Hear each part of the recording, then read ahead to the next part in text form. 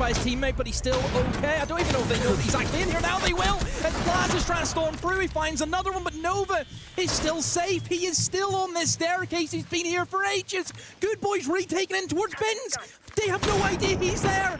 He is going to be in for one hell of a surprise. Finally, the man in the stairs falls, but Good Boy's still alive, and there he goes. He appears, and he finds another one. 3 kills for Good Boy.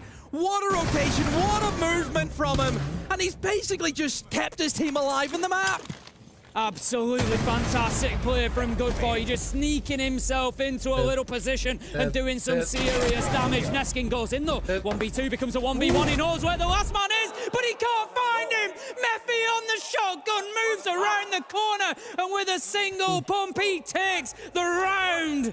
And we are going all the way to 15. Map 1 Chalet between fpsgames and GK. And what a game this is turning out to be. Blaz with the drop into site demo. He just couldn't have the impact that he needed. That kill from Nova onto Blaz was huge.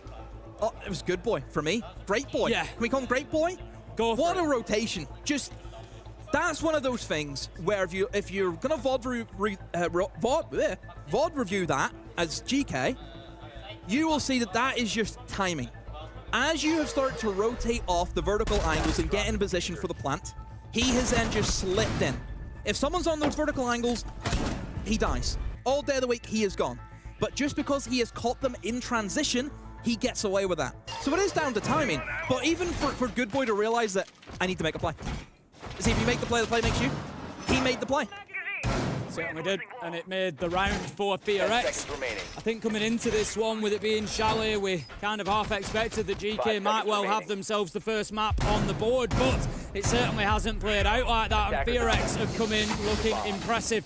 At times, they struggled a little bit, I think it's fair to say, in stage 1 of the Korea League. They got themselves into the playoffs, ultimately losing out on the auto spot to PSG Talon. They had to go through the last chance qualifiers to get themselves here to Manchester, and we've had big plays from a number of players to get them to this position, but they've certainly turned up looking a lot more cohesive and a lot more effective than maybe they have through the regular stage, and GK, they're feeling the force of that at the minute. Drone up. Here we go. One last round of Chalet will be decided on our kitchen and our dining. Straight away from GK, they're bringing in plenty of denial for the walls. You have your Cade and you have your Tabaro. So walls should be very difficult for fpsgames to deal with. They do have the double hard breach, they have the EMP, so they do have options to try and get through that, but it's just going to come down to time. That's what you're essentially trying to burn through with that combination of defenders. Rin has got the sense, so a little bit of a change did happen with the sense, where, as we know, we've got 4 of the charges now, so you can really start clogging up the bomb sites. Good Boy's done some great work on the Twitch there, managing to clear off that electrical. Yes, they've still got the Tubarao on the top floor to deal with. They need to move him out of this position. We saw the damage that can be done previously if you're not going to manage this breach on the top floor. But Tubarao, for the time being, Neskin just looking to hold on to that position, because until he's clear, they can't really look to get in and open the wall onto site. Nova, he's just going to keep clicking away at that exothermic charge, but he's just waiting for that Zoto canister to clear off. Are they going to get both of these open? That's the question. The wall's been re-electrified, so that means the exothermic has been tricked off. They're not going to be breaching into office. They've got to find a way, and fpsgames, while stalling out, GK have taken advantage. Oh, big down. Would have been better if it was a kill. Seconds and he won. Oh, Demic just barely gets out of that one, but again, they're just struggling. They can't get the wall open. Nova, where are you going with the case? He falls, he had no more thermite charges left, and it's just a head loss from fpsgames. A complete lash out. It gives GK all the time in the world to close out a 1v4. Good Boy, not going to be good enough to save his team this round. And GK, it was hard fought, but my God, Oh, they take the first map. They take their map in Chalet. What a map we have just had to open things up at the Manchester Major. GK getting it done at the end. It was really nice play from them. The Tubarão up on the top floor, they really understood what they needed to do there in order to win that side. And as soon as fpsgames couldn't get that office wall open, it was panic stations. They didn't know what to do, Demo. They start getting hit with nitros, thrown into lobby. They know they can't breach the wall into sight. They wander in towards dining corridor with the case. It all falls apart. But let's not take too much away from fpsgames. It was a great performance on a map that they're not really known for. They've put a marker down. Yeah, they have. And don't forget, it's a best of 3. It's not best of 1. So there is still hope for fpsgames in this series, considering they go to their map of Bank, which has been a permaban for against GK. them, yeah. It's, you know, this permaban for GK, permaban against exactly. fpsgames. It's a map that GK, we haven't seen them play, and it doesn't look as though they want to play it because they've just been banning it most games that they go into in their MENA league. So I think it'll be an interesting one. Yeah, I agree. I think it's going to be a tough one for GK to come out and get a win. I think we could well be looking at 3 maps here. We've got some of our highlights coming through, and honestly, there was so many in that matchup for both of these sides. They both had huge moments. You know, in the back end of the game particularly, we've got to give a shout out to Goodboy and a couple of big plays that he made along the way. This one in particular, just absolutely brilliant movement to get himself into a tricky position and really did some damage to that GK attack. Yeah, I mean, GK started off a little bit rocky, especially if you look at their kind of first 2 rounds of their defense. They were very alone. They weren't really helping each other out. And then that timeout came in and just everything changed. You know, the power of a timeout, I think, has been proven a very powerful tool for GK. Yeah, it was, the TAC timeout was massive, like you say, 3 rounds on the back of it. I think we can have a look at our stats across the map as well and just see exactly, because we did have a little rehost in the middle there. So yeah, we didn't quite get those final figures, but we can have a look at them now and see how everybody did. Blaz, and seriously, I was shouting them out along the way. 29 kills between the 2 of them. It was really, really big. Yeah, I mean, Blaz, look, I said before, he's going to be the guy for them. He really is. You know, yeah. We've seen what he can do to different regions. Seen what he's done to NA, look what he's done to Europe, and now look what he's doing. Well, this is more of an international stage for him, isn't he? He's doing it now on an international stage, which we didn't get a chance to see him on before. Yeah, it was great stuff. So that is the end of map 1, but we've got so much more Siege to come for you. We're going to have a quick break, and then we're going to be getting into map 2, fpsgames versus GK. It's going to be Bank. Don't go anywhere.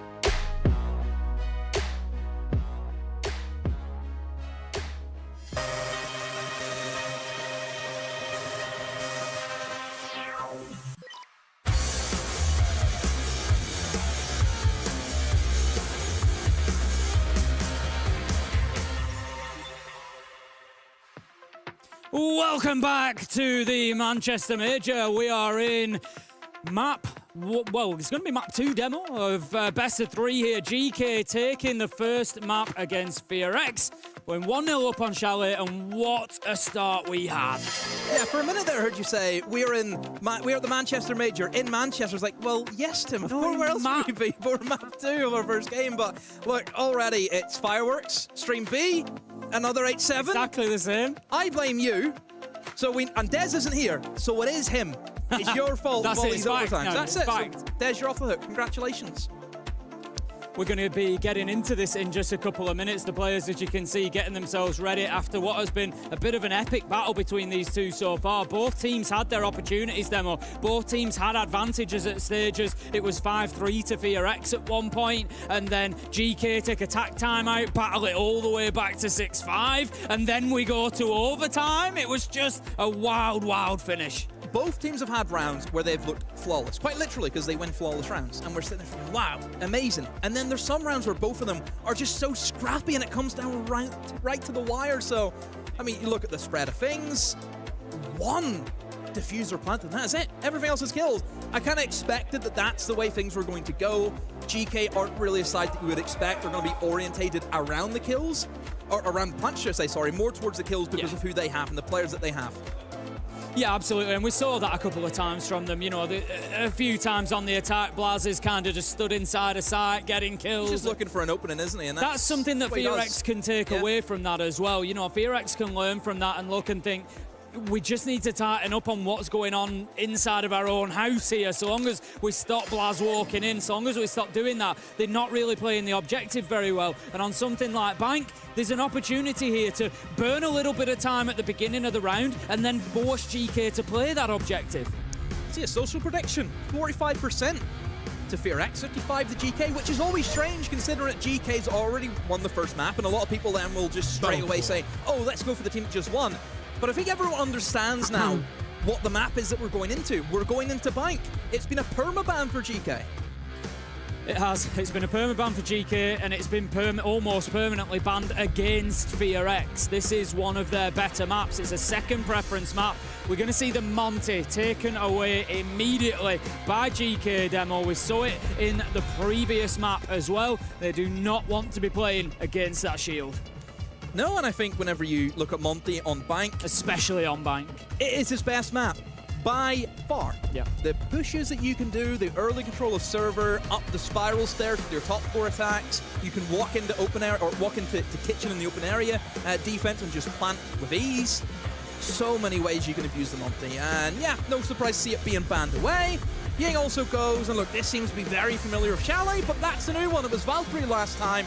Now we have the Fenrir, which I keep mentioning. I think he is the best. Very, very good. We may well see some Valkyrie player here on Bank, given the fact that she's been left on the board. We'll see as we go.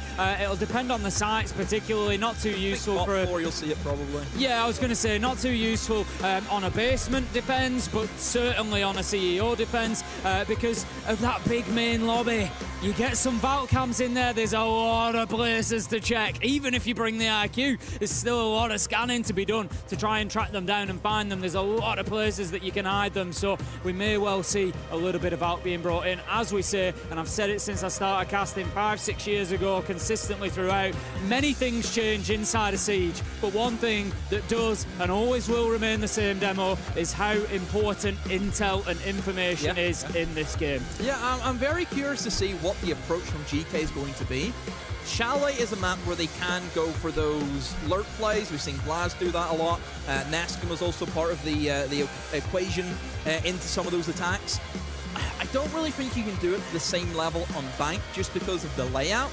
Chalet has a lot of, staircases that kind of connect most of the bomb sites together, whereas you look at top floor, you're not really going to get any flanks up square. You're not really going to be able to push up through main stairs. You're not going to push up through spiral. You can't really play those lurk walls. You have to go windows, for example. You don't really get that. Basement, again, it's like Fort Knox. There ain't no way you're going to be able to crouch walk into site without somebody knowing. No. Maybe the mid floor. You might get a bit of luck in towards tellers and archives. But again, it's just very difficult to kind of play that same play style. So I think you have to go by the books. You have to go strategic. But if there is an option, which there can be, there always will be options for just those quick little push-ins where you can find space, it will happen. That's why I think GK need to try and play around, but it can't be they're only reliant on how to win this map. No, I'd agree with you, and I think this is going to be a test for GK in terms of depth, in terms of, you know, can you win the rounds? Can you play normal Siege, guys? Can you play the tactical game? You know, can you win the rounds where you can't just go in and take a bunch of gunfights? That's going to be the big question for everybody at home to keep their eye on throughout this game. You know, how do GK do when they can't just grab some space, when they can't just, you know, go in and get 2 or 3 kills inside a site? Are they able to set up for an execute, for example? Are they able to set themselves up efficiently, effectively, in time to get that diffuser down? They may well need to do that on Bank on the attack. Against a strong side who we know can play that strategic siege. Look at what they did on the basement attack for Chalet, how clean that was. It was a just 3-2-1, everyone's dead. We didn't really get a chance to plan because everyone was dead. Not at all. It's, yeah, I think obviously fpsgames have to go in as the favourites going into Bank just because they're the more, I think, team of the experience. They know what you need to do to win a Bank, whereas GK we just don't know because they are still a very young side together. I think we're going to be getting on into this one any moment now. We just had a little bit of a tech issue there. We've got GK back in the lobby, I believe, and we'll just make sure everything is right and in order before we send you over, but we won't be too far away whatsoever from getting on into this one. It's going to be a telling start. GK do start on the defence. We've obviously spoken about the difficulties they might find on the attack, you know, given the play style that we've seen on Chalet and the way they want to aggressively take space, specifically inside of sight, which is going to be more difficult for them here on Bank. Are they going to be able to do well on the defence? I feel like, given the fact that attack might be slightly more difficult for them here, I'm thinking GK need a 4-2 here on the defence. They need to find at least 2 sites that they can lock down. You know, by contrast, I want to see fpsgames come in and start putting that diffuser down. Let's have a little bit more objective play. Let's have some more strategic siege being played now. We go for basement, right off the rip. This is seen as the defender-sided bomb site off the map. Very easy to defend, where you just stack up a lot of the utility operators. You bring in your smokes, your Goyos, C4s as well. You can bring them in, and it's just very, very difficult to try and plant. I think time's going to be a big thing for fpsgames. I want to see them set up and get in positions quickly so you can win the round by burning down all the utility, use the clock to your advantage.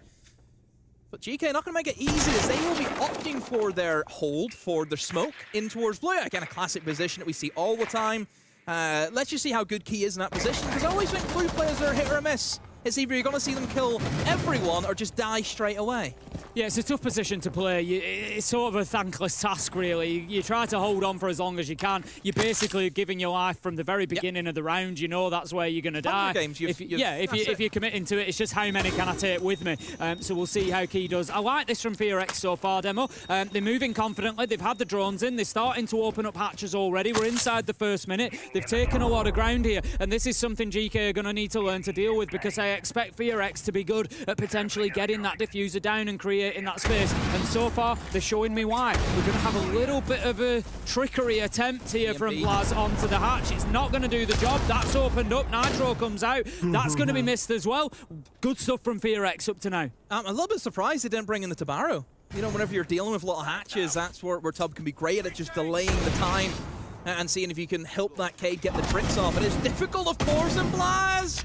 I mean, it's what he does. He'll try and take those risks, and if it works, he comes out the hero, but if it doesn't, he's a villain. Yeah, you're potentially going to be getting punished, and that's exactly what happens. And the difficulty is now that you've got Key on blue stairs. He's going to be stuck as this hatch gets opened up. So if we're not quite there yet, but there's a real possibility here that GK find themselves in a 5 versus 3, depending what happens on those blue stairs. If fpsgames are able to deal with that well, but they might not need to, Demo. It looks like they could go for a little backstab here, but it could be a mistake. Trix manages to find one. Neskin, he gets one, but the immediate trade comes in as Mephi. He goes right in behind his man. He's backing him up. He's there for the trade. Oh, get the trade. That's just it. That stopped them, and the diffuser is now cold on the ground. Damn it, caught in the mixer as somebody just walked up right beside him. Rin in the 1v2, and another swing comes in from Seriously, and it works. Uses the cash as a bit of cover in that instance. Oh, I'm scratching my head a little bit. I know exactly what the issue was with the attack. I can tell you straight away what they missed out on. They didn't have the flashes. If you want to drop into that hatch, you know there's going to be a guy in vault. You need to flash him out. You didn't even use smoke. You've just dropped into a sightline being held by the guy. Well, that's not the only problem that no flashes create. Why didn't they go into server? Because they had a smoke on blue stairs that they couldn't deal with. Yeah. Get the flashes, and you can deal with the smoke on blue stairs. There was nothing that they could do to push Key back. For me, I feel like fpsgames did a lot of work towards the server plant, and then kind of went, oh no, we're going to go down in vault. And they had time. I'd have liked them to continue what they were doing with server. They had an opportunity to potentially actually just drop server hatch and push Key from both sides. Push him from bottom stairs, top stairs. The only issue is I'd like to have seen them follow through what they were doing. But even if they did that, I'm pretty sure GK prepared for that because they had the garage wall open, and then they had the long angle even onto the server breach as well. So if you try and push bottom stairs to clear out the smoke, someone from garage will nail you if you try and do that. So they actually did have a lot of things covered just with their setup initially, but yeah, I mean, just missed a bit of utility, and they just said, okay, let's go for it. But I mean, even Capitash just smoked that as well. Like, he's dropping dry, essentially. So just little things like that, just little bits of not putting utility in. It gives easy kills out to the defenders. You lose that initial surprise factor of the push. You're just going to lose from there. You can't do much about that. So, look, we'll move on. It's round number 2. And GK have to go to the top floor, which I'm always scared of playing the top floor just because I think there's so many different window angles that you can just die to. It is very tricky as a defender to kind of sit and hold it whenever you know you're kind of locked off by about 20 million angles. But that's probably why they're bringing the castle, I guess. Let's get into round 2 then. GK managing to take their first defense. This time it's going to be top floor. They are going to have the blitz coming in. We said this previously. We haven't enjoyed Nova's blitz play so far. It hasn't been overly effective. Demic is going to be the first one to get on in there. Puts down that Talon shield. He's going to be trying to play from behind it to push that janitor position. Tricks manages to find Good Boy though. What can Nova do here? He knows there's one off towards Marble, but he's now concerned about that janitor swing coming around onto his flank as well. It's difficult for him to get anything done here. The smoke comes out though. It's going to allow him to push. He goes into janitor. He finds the warden. What a direct kill that is. The one counter to him is now taken off the board. Oh no, but he is stuck inside of janitors, but the smoke is missed. Pretty much all the smoke's onto him. He has nothing left. And Key, what are you going to do up against Nova on the blitz? He will try and pull back, use the support off seriously on the bandit, but there goes Nova on the blitz. We're finally seeing a bit of value. He done great work using the smoke, using the cross, using the cover. And now GK have to try and battle back for a 2v4. Diffuser goes down. A good kill comes in from Seriously, but at what cost? He's lost all his HP. Diffuser goes down, and you still have the blooming blitz to deal with. Plant secured by Nova. We said coming in, he's not had the most value out of that operator on Chalet. Brings it along to Bank and basically wins the round with it. Really well played. I love the little smoke canister off to the left to stop any push coming from top Marble so he can get himself round into janitor and then takes out the warden. You just know they heard that blitz coming, and even with the glasses they thought, I don't want any part of that. They turned to move out through the rotation. Shot in the back. Well played from Nova. I would say that Seriously probably called in. They've smoked my Marble, rotate the warden, and as warden rotates, he turns his back to the blitz. Great. That's what it was. Again, it was just you've baited the warden to try and come to the aid, and then that's what happened. And this is where blitz can just be so dangerous in those tight areas where you can make that quick push. And like I said, blitz is great for taking those small pocket areas. He's not going to be good at running into an open room because you will just die.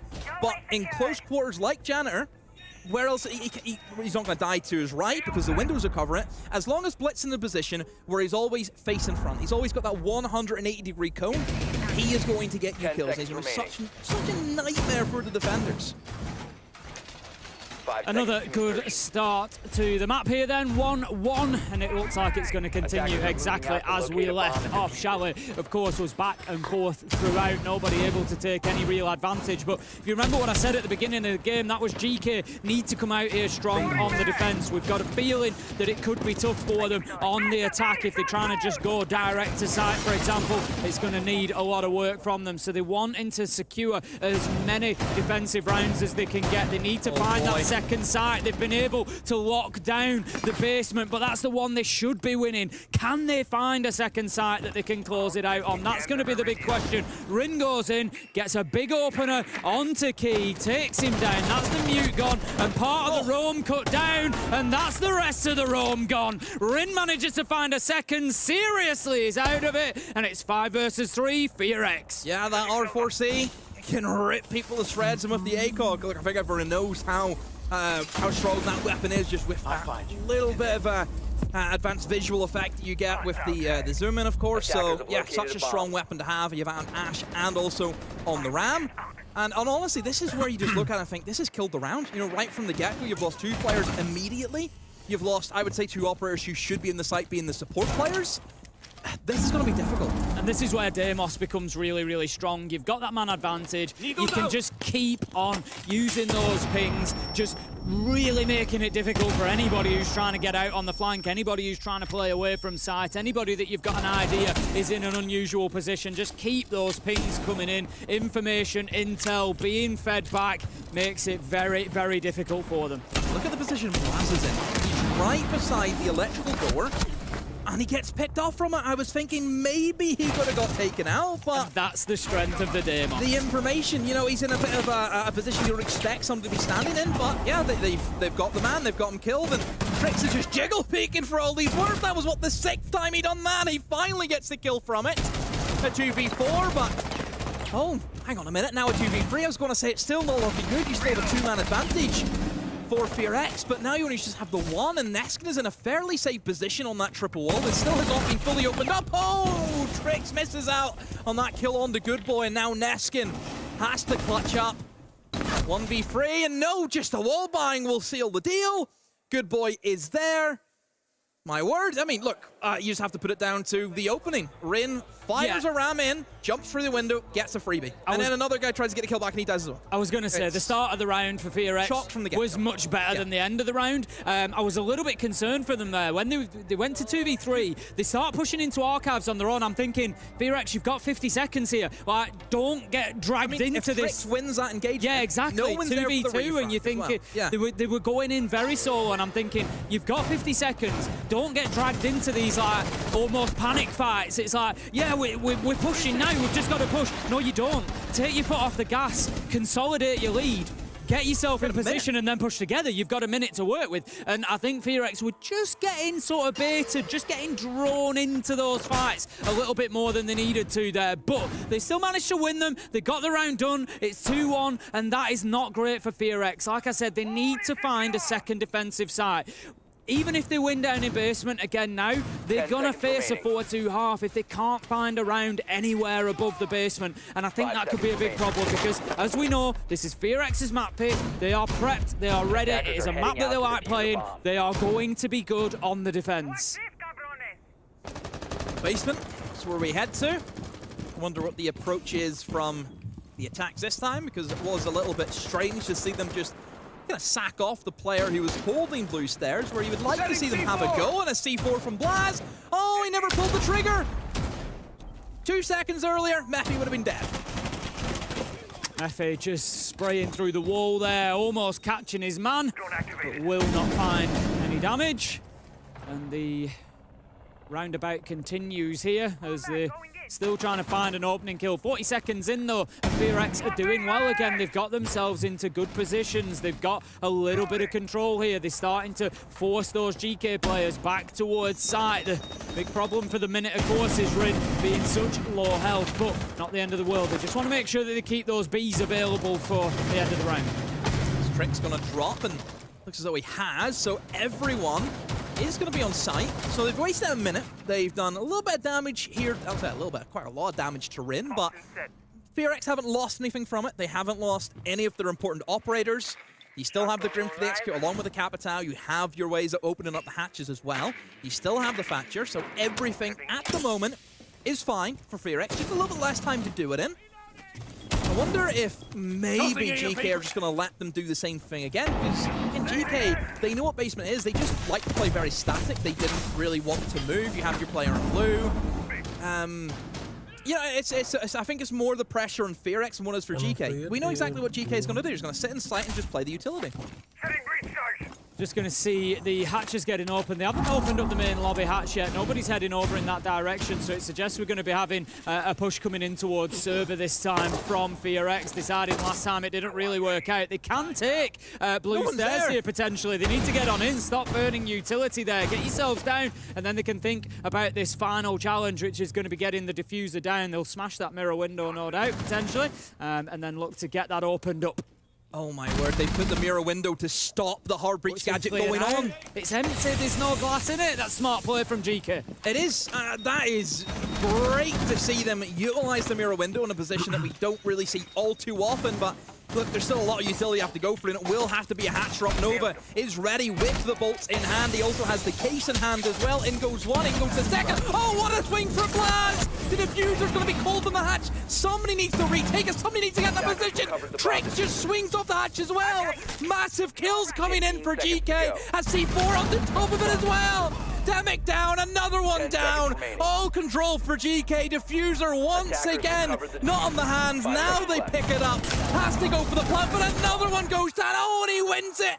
The cherry on top of that round. So aggressive from GK onto those hatches. How do you win so many vertical fights on the reverse like that? They really did hit their shots, got the job done. GK dug deep, held themselves on into sight. It was a good round from them, but as I said, Demo, we can't get carried away just yet. The next two rounds are the important ones. They've already won basement in round one.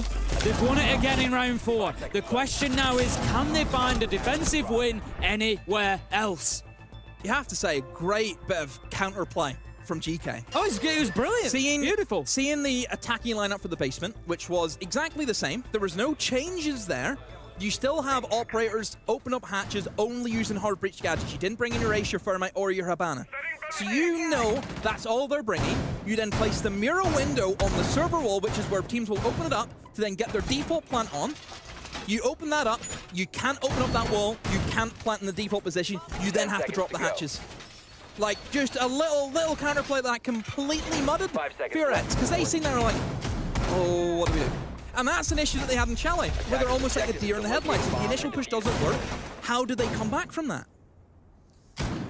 Going to be heading up to the top floor then. This was the first second choice site that we saw. So the first site that wasn't basement that we saw them attempt last time in the first 3 rounds. This time they're going to go there again.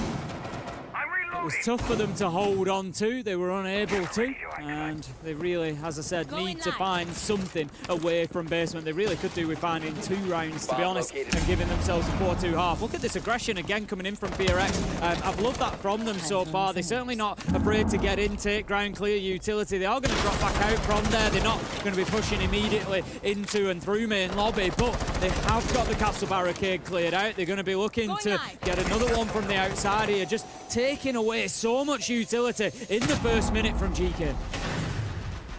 Yeah, castle barricades that were set up, immediately dispatched with using the Habana, but as you can see, they have the backup castle barricades. The Azami barriers will now be placed in those positions. Can't get through them as well, but you still have the Flores, which is going to be a great counter, as we know, to those Azamis. If you can get them in, bombs away, I suppose, in that element, straight from the rooftop over in through the skylight, and there's the windows. Again, this is the issue that I sometimes have with the top floor. It's just so many angles. You just can't hold them all, and yeah, he gets punished for it. So 4v5 is how it stands with half the round still to go. But if you look at the actual attack from fpsgames, they're not really setting up in any one direction. They're just poking. They're prodding to see what they can get just in this kind of early stage of the round. Yeah, I think they're just hoping to do what they've done. Pick up a kill, maybe pick up another one, 5 versus 3, then you can control sight a lot better, potentially get yourself on in, but it's not going to work out as Blaz manages to find one. Neskin's there for the traders, Rim picks up Tricks, seriously on to Good Boy. We're in a 2 versus 2, there's a minute left to go here. Rin has gone big on the round to keep fpsgames in this, but this has been much, much better from GK in terms of finding kills on a site that isn't basement. They've really got themselves in this one, and this could be the location for them to get that second defense. A whole lot of pressure on Rin, though, as the other players on the window. Rin's the only one in the building, and just both of them try something, and they both get eliminated. A swing-in actually happened at the end, but it's quickly dealt with I mean, JK just didn't really move. They just played pretty in static positions, and he just picked up kills here and there, and it worked out for them. I mean, it looked as though fpsgames, they were trying to push in through lobby, up through spiral, using the player coming down through the skylight to eliminate the player inside of CEO. As the player then goes up the staircase, they didn't check elevator, which is so strange because there's always something in an elevator. Yeah, it's definitely done them some damage there. fpsgames going to be calling the tactical timeout, you know, no doubt recognising problems like that and making sure that they're not going to continue getting hurt by it, because as I said, fpsgames, they're going to be looking, a 3-3 split I think on the attack is not the end of the world for them. They're going to be confident in a 4-2 defence. They're going to be confident on their map pick that there's going to be 2 sites that they can lock down.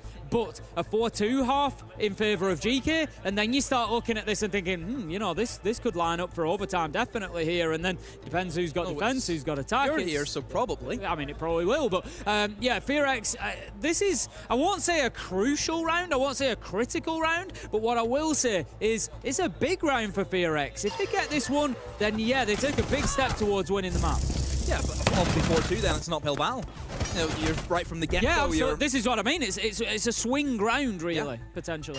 But, I mean, it is going to be the open area, which you would expect located by will go in favour of the attackers. You know, so it's quite an easy one to attack just with the layout off it. You know, the big, massive quad wall you open up and you don't really give the defenders anywhere to sit. But I will say, in fairness to GK, we didn't really see a full representation of what their actual setup is, because they lost 2 players within 30 seconds just from somebody jumping in a window. So it's not a true representation of what GK can do here in the open area. So if they can keep people alive, I'm more interested to see what their actual setup is, because they just didn't get to see it. Let's move on in then to round 6, final defense for GK coming up.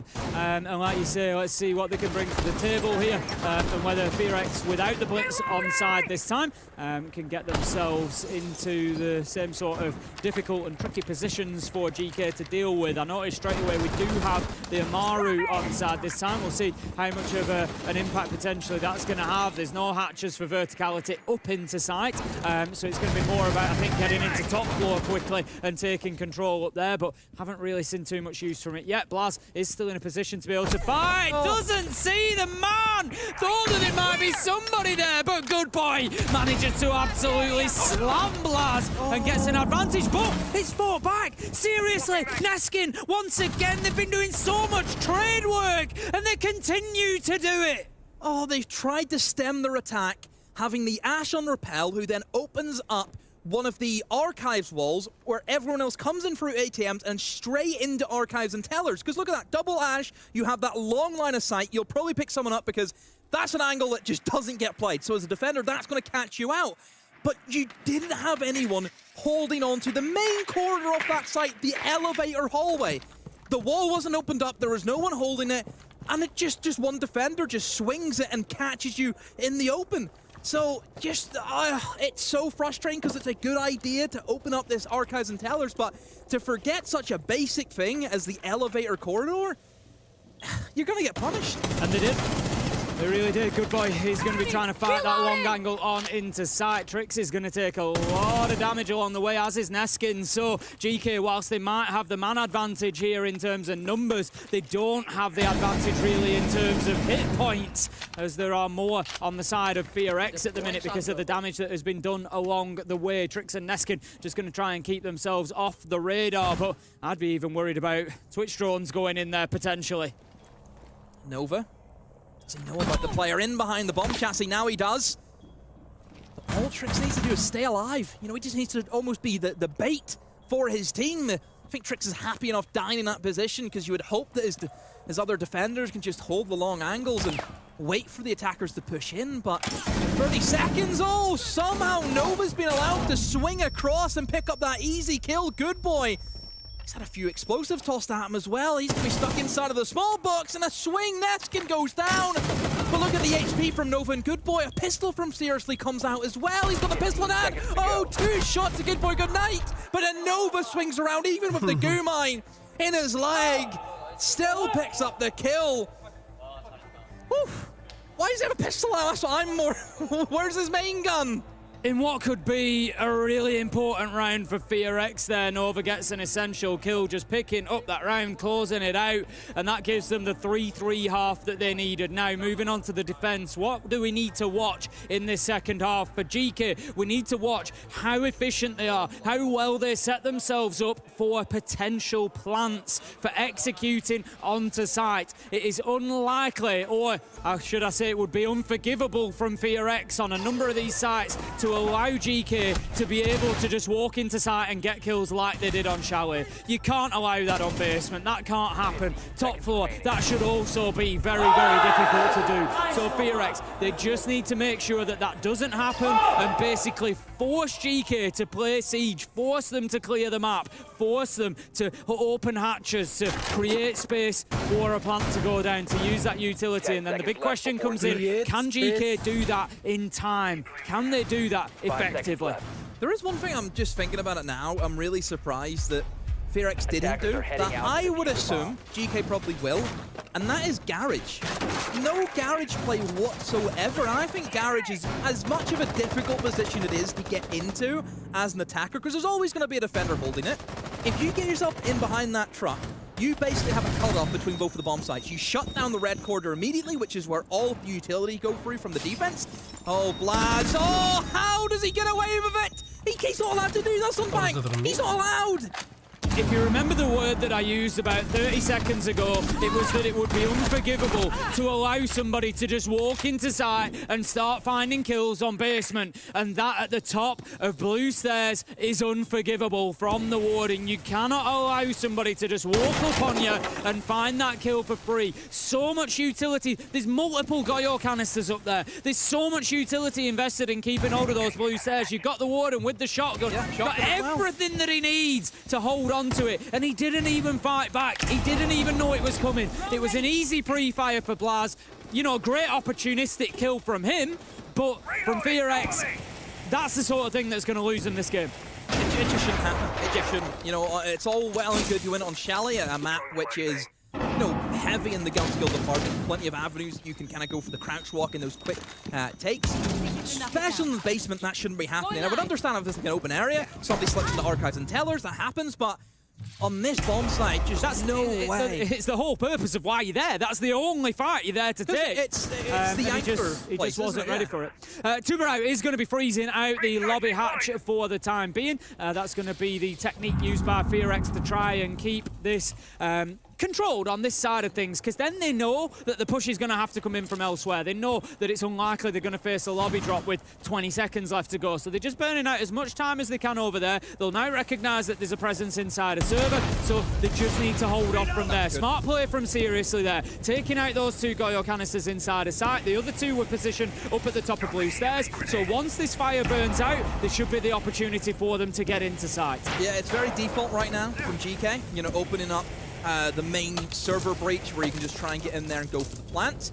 But there is smoke still. You know, Nova has all three of them ready. He'll have his lined up, you know, getting ready to toss them out. And there we go. There's the first one. Two more still remain. And not only that, there's still a C4 as well from Good Boy, but Rain gets eliminated. Just plays underneath the hatch.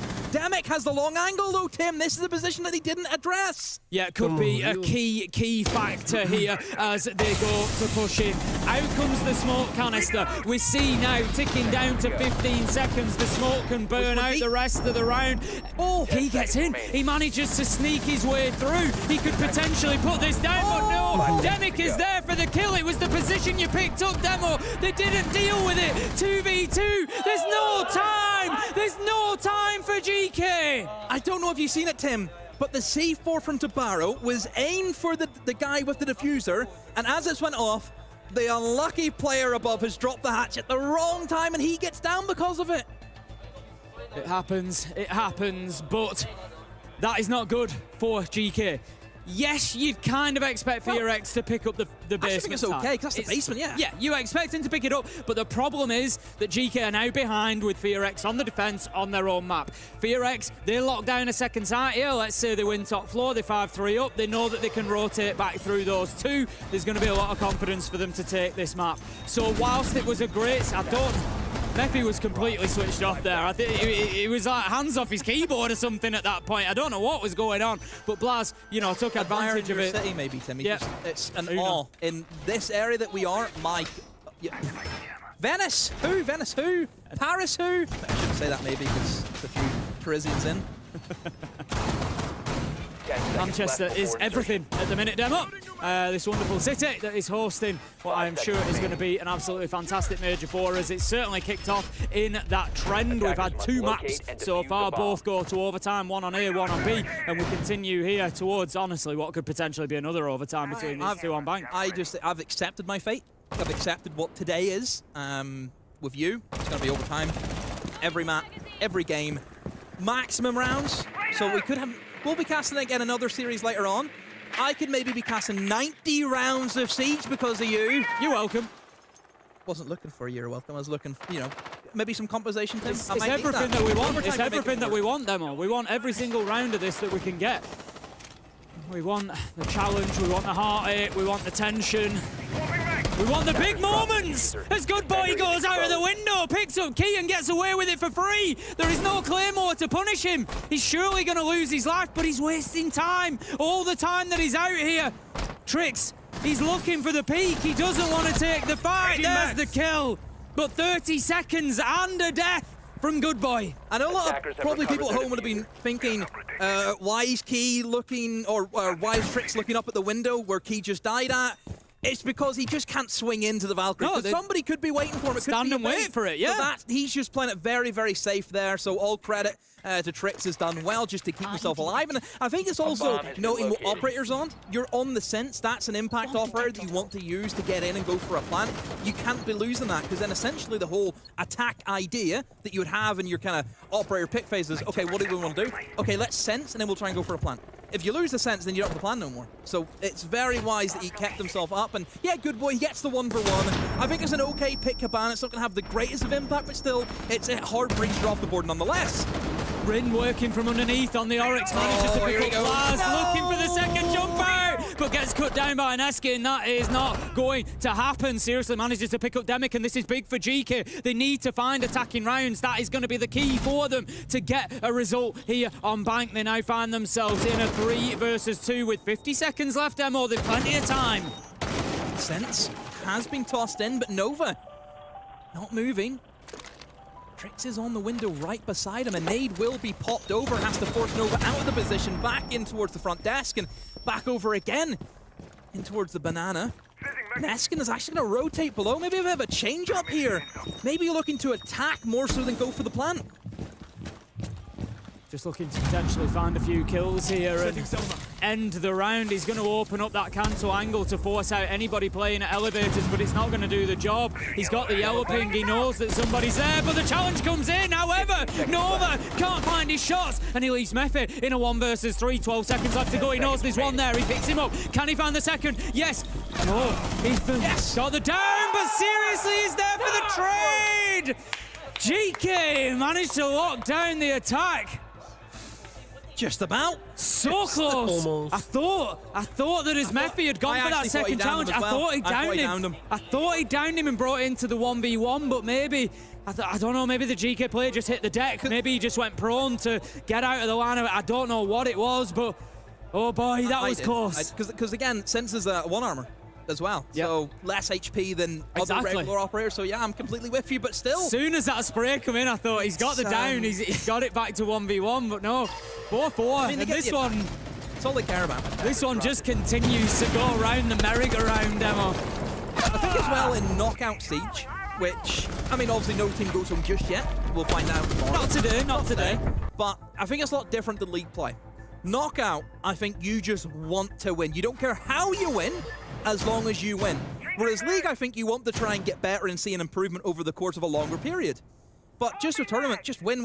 Yeah. That's all you can. Tournament is all about form. As you want, So, and again, GK won't care. I've said this countless times, tournaments are all about form. Yep. It's about hitting form at the right time. It's coming in for this week and a half, and those being your best games. It's not, yes, you know, don't get me wrong, if you can pick up an improvement here and there, if you can see something and say, oh, we could change that, we could do that better, we didn't do that very well, of course you're going to do that. But like you say, it's not, I think it's probably the difference actually. Yeah, there's a little bit about improvement. It's not about growth It's at this point. if you lose. If you win, you don't care. It's not about growth at this point. It's about just coming in and hitting your best games here at the Major and doing what you've been growing for, what you've been improving for over all these weeks is this.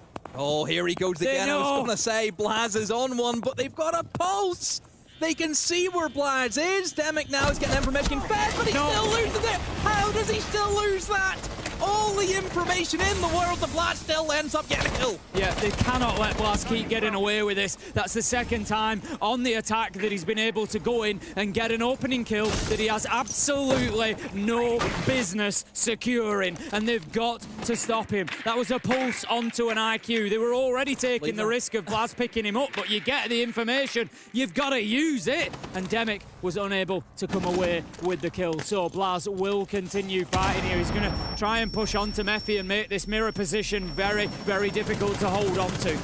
Oh, Trix is in. Using the pressure that Blaz was applying, has had enough cover for Trix now to move in and start opening up that floor with the drones. And Raven has been droned out, but they have no idea that another player's coming up through Spiral in towards lobby.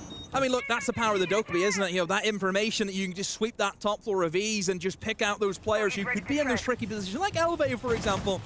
They just get swept away. And look, a 3v5, you've allowed, again, these kind of cheap kills that just should not be happening, have happened to you.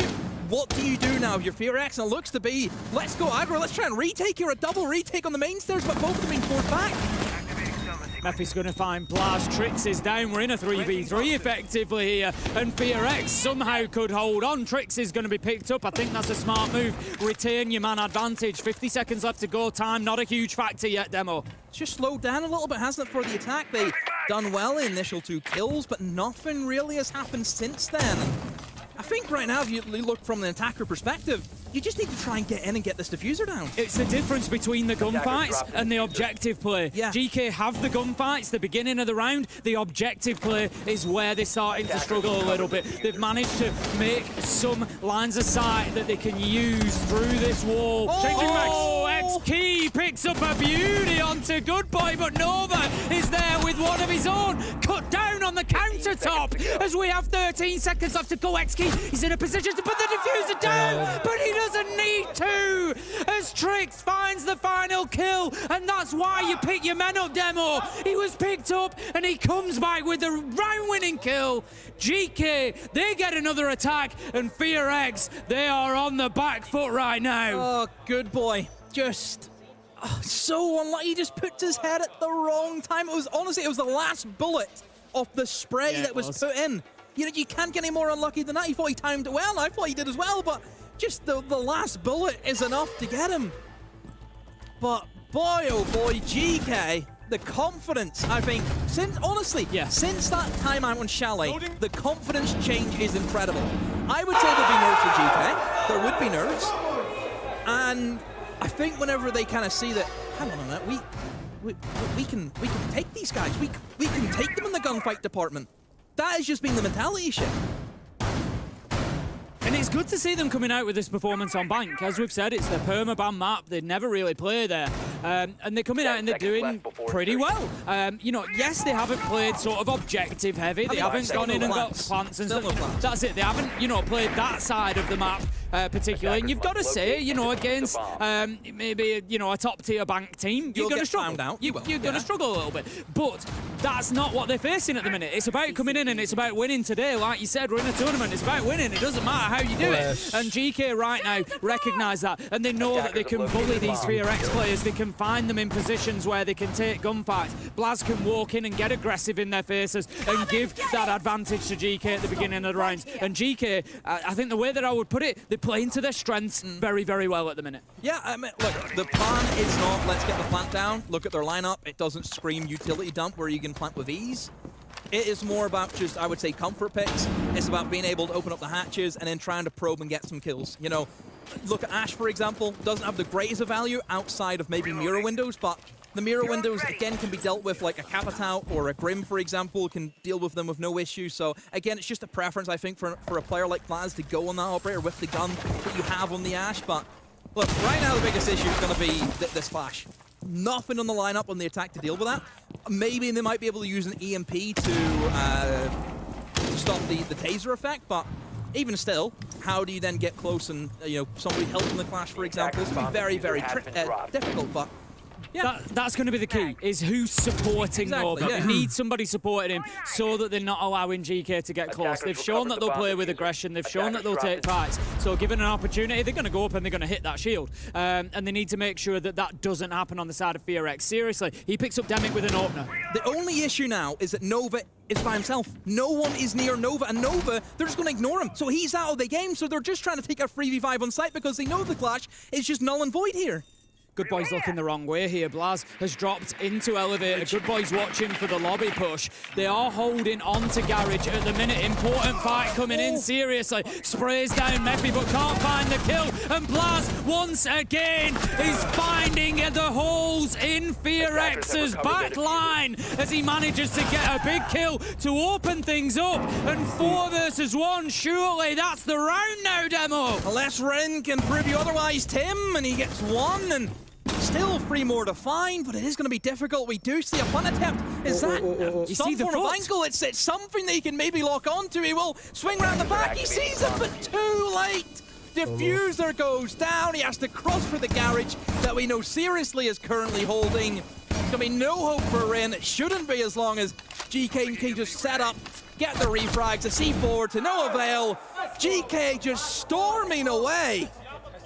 fpsgames feel like they've done exactly the same as they did on Chalet. If you remember, there was those 3 rounds back-to-back, and it was round 9, 10, and 11 for fpsgames. They just seem to get to a point in a game, and everything kind of switches off. Everything kind of shuts down. Everything, just kind of slows down, and they lose that momentum. And we're here again, Demo. Round 10, round 11, same rounds, and fpsgames have just failed to show up for the last couple of rounds. And it is a big problem, something that they're gonna need to deal with. The one thing that I would worry about more than anything is how does the first kill actually come to fruition? How are they losing? Like, I'm pretty sure we're seriously in the buck. Who has died? Who has exposed themselves to either main stairs or hatch? How, can they not just keep people alive in the site? Because as soon as you lose that first one, it makes the clash have less value. Already bringing in the clash is difficult because you lose a gun. Same way we talk about you bringing a Monty. 4.5 versus 5 almost. It's difficult in that regard. And if you lose a player, somebody else had to take his position, and then the clash was left by himself, which we've seen that the clash was just alone in server, had no impact whatsoever. But I think that's very wise from GK. If they get gifted a kill, they'll say, okay, we'll just leave that guy, we'll just go for a 3v5 execute, and it's quite easy. And they did that. I love the player going in towards Garage. You need that. And like I said, you get in that Garage position and it just creates that divide, creates that separation. That's been something that I've been impressed with GK so far, is the ability, the mid-round ability to adapt, to look at what's in front of them and say, actually, this is now what we're going to do. This opportunity's presented itself. We saw it on Chalet, where Blaz just, right, this isn't working. It's not the default. I'm just going to walk into site. We've got to get something doing. And I like that adaptability from GK, that ability in the mid-round to just switch things up a little bit. It doesn't have to be a big change in course, but it's enough to get the job done or to recognise that opportunity and to take it, and that's been really good for them. Oh, we back onto the open area again. And last time it was, I would say, a bit of an unfortunate round more than anything. IED active. If it runs on batteries, oh, sorry, no, it's basement with an open area hold. That's where we're at. Apologies, I was confused. I was like, no way they go to open area again whenever basement's still there. But look, open area hold, maybe this is what they need. Maybe they need to bring a little bit of aggression into the fray of things and just stop GK from being able to just take the map as freely as what they have been doing. I mean, already Blaz has taken a lot of damage there. We've commented on Blaz's entry ability, particularly over the last couple of rounds, to just wander in and get himself a freebie that he really shouldn't be getting. This time, they've not allowed it to happen. He's taken a ton of damage, as has Rin, fair enough, but they've fought him off. They've got him backed up, and now they've also got the opener onto X-Key. They've taken the Maverick. That's going to hurt their ability potentially to get the hatches. We've got Tubarao on side that's going to be able to slow things down with those Hibana pellets. pellets, it puts a lot more pressure on Neskin to get that work done. This is the second time, I would say, in the series that we've seen GK try and actually attack the kind of offsite hold from fpsgames, and that's twice now hasn't worked. You know, that's already, it's not a coincidence no more, that's twice it's happened, so I think actually trying to attack these players in open area has been actually the wrong move by GK. Now, it happened on Chalet, and it's happening here in Bank, so something for fpsgames to look at, and obviously something that GK need to address. It's, you know, what are we doing wrong with actually clearing out away the roamers, but I suppose that's a discussion to see how they do in another day where they can actually look at that and see what they can improve on. Again, a lot of focus towards that lobby this? hatch, What but the is drop this? hasn't really come down. Again, you're letting Blaz walk on into sight. He's taking pot shots. He has to back up. He knows that he's been found out in that position. The challenge will come in. He's low health. He can't risk it for much longer. It doesn't really pay off this time. I mean, Nova has the Echo in hand. Great position just to sit and hold all that information, but he gets naded. Oh, but a shrapnel has hit the yokai. Have they got the wall open? No, they haven't. They can't even go for a default plant. Down goes Blaz. He was on low HP anyway, and oh no, the hatch drop has not worked out seriously as well. Joins them, and yeah, it's just going to be a lockout. The basics weren't done correct there from GK. They couldn't get that main wall open. You're asking for trouble. The big thing was the loss of the Maverick. Obviously, I picked up on the hatch element, but if you think back to the last time they attacked onto server, they opened up the main wall with the Maverick. That was obviously the plan for GK, and I've talked about their adaptability in that round, but they've maybe shown us there that whilst they do have great adaptability in some ways, and the ways that I'm talking about, and it comes back to this gun skill versus objective play, if we're looking for kills, and if we're looking for gaps and opportunities, then their adaptability is great. If they play in towards an objective focus, and the plan gets broken down because they don't have the breacher that they want for that area now, maybe not as good. So again, that objective play, just needing more options.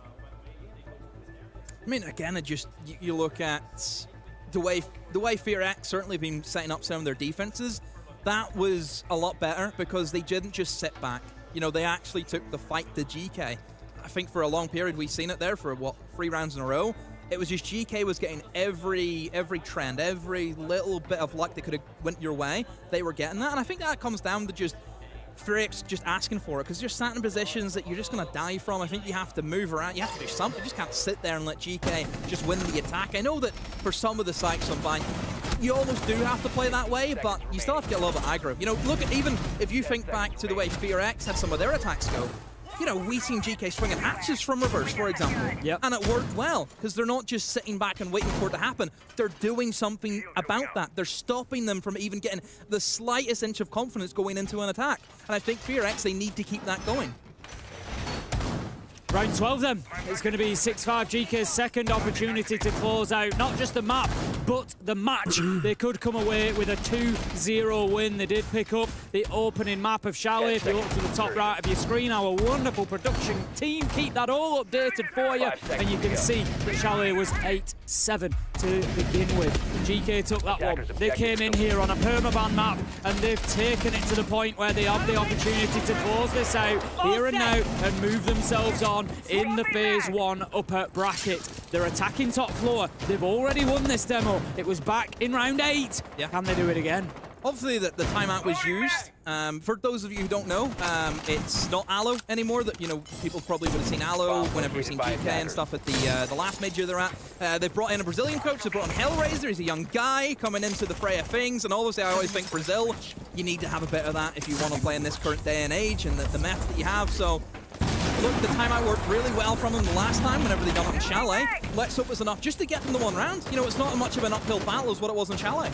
Trying to clear off the Selma charge there. Doesn't do its job, and it's going to allow Neskin a nice, clear, long angle all the way up into Elevator. So Demic is going to find himself in a tough position. Going to open up the wall from Square into CEO as well. So definitely looking for a plant in that potential area here, GK. Looking to maybe get in behind the desk. But as always, the key position to close out is going to be Stock Corridor and Janitor.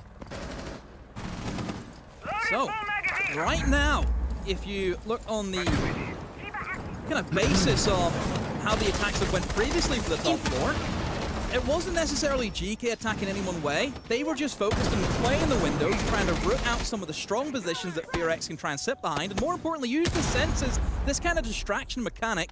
They are up against, of course, the Warden, which is a perfect counter to the sense, but see it just there for a bit of a bait. Nothing really that I think fpsgames need to worry about. It's just more to try and take the attention away from the other lurkers, such as Blaz right now. Look where he is, under the stairs. Nightmare.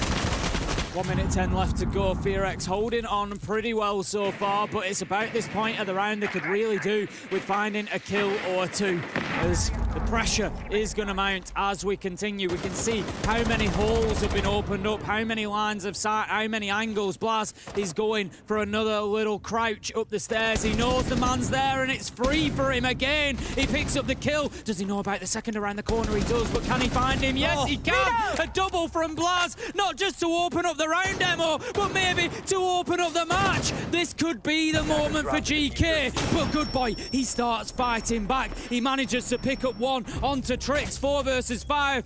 Sorry, 4 versus 3, 3 versus 3 as Good Boy manages to get a second. 25 seconds left to go, and GK, they could be running out of time. They've got the diffuser back in hand. They're starting to grab more space. It's anybody's. Good Boy can't hold on, and GK, they take their first win here at the Manchester Major, taking down fpsgames. Oh, what a huge play from that man, Blaz. Again, he is doing stuff that fpsgames should never let him get away with. What Blaz does, it's not a flashy play, it's just he walks, he finds a bit of space, and he just gets kills. That, like, how is that being allowed to happen? I don't understand. But look, Blaz, he's had a stellar Chalet, he's had a stellar Bank now as well, where he's just appeared, but I've been very impressed with GK, because especially for Bank, where we kind of thought it's been a permaban, they're a new team, Bank doesn't really favor the new teams, it's more of a kind of veteran side who would do well at that one. But I'm pleasantly surprised. Yeah, overall, I think GK have dealt well with what was in front of them. They've at times adapted well when they've needed to. I would like to see a little bit more objective play and plants out of them, as we've said. Show us that you've got it in your playbook more than anything. They planted once the whole series. Yeah, but overall, I agree. Solid performance. Blaz has been allowed to get away with far too much there. fpsgames, for their next matchup, for that lower bracket game, they need to be looking at that. They can't be allowing players to wander in and get those opening kills in key positions. That's something that they can definitely pick up on and improve. But overall, GK, you know, looking pretty good. And talking about GK, talking about Blaz demo, we've got him with Milosh, who can have a quick chat for us. Yes, we do. And of course, congratulations to GK. Got Blaz here with me, the French prodigy who has played now in 3 different regions. How does it feel like to now get a win in your first ever major? First major, yeah. Really happy. First game in major, first win. For first game in major, really good game from me. I would say I give a lot of good call, and I get a lot of good skill kill too. So I'm really happy. I mean, it looked like it. You were popping off on the server, and you were so excited, full of energy the entire time. How's it like now to play with a team that, you know, when you're thinking is such a multinational team that has to pivot to English and make it work even here? It's really good because we have a lot of experience from every region. Me, I play in NA on Europe, so I have a both experience. We have 2 guys from Brazil, and people from MENA who play a lot of tournament like major on 6. So we have a lot of ID, a lot of ID how people play. So it's really good to the team, and yeah, very good. All right, well, we get to see more of that energy from you and the excitement in the server later on tomorrow. Congratulations on the win. For those watching at home, if you're subscribed to the stream, awesome. If you're not, make sure to do so, because when we come back, we're going to be taking questions with Seriously from GK, of course, Blaz's teammate. And if you have any questions you want to ask him, hey, we leave it open to our subscribers. Make sure to put them in there, and our staff is working on it to feed them into my ears. But all of that and more after the break. After the break. 6 minutes. 6.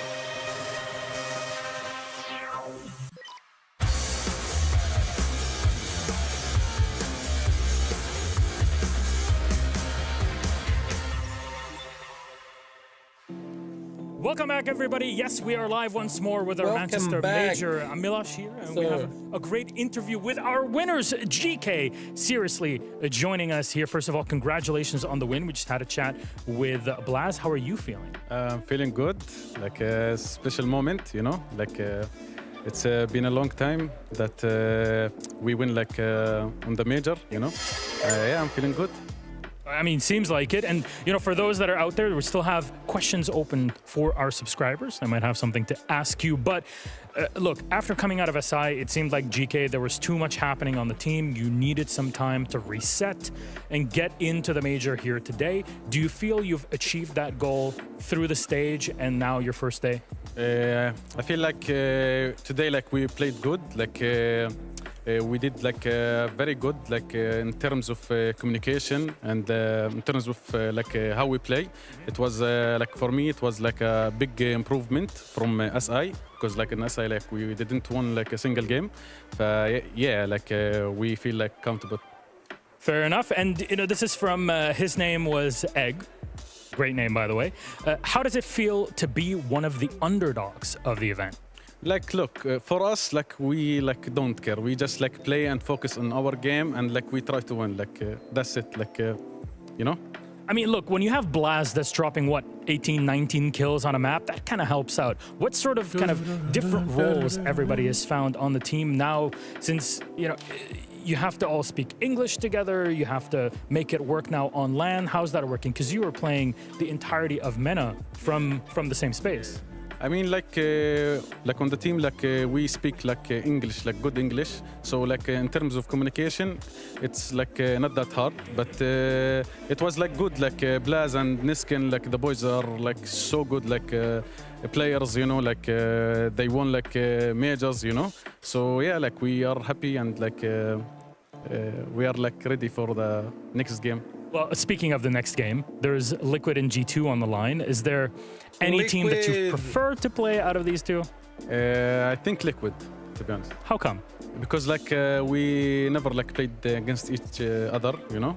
And G2 we played like obviously like because they are in EU, so we played like in terms of scrims, and last SI we play against them. So like I want to experience like how to play against Brazil team.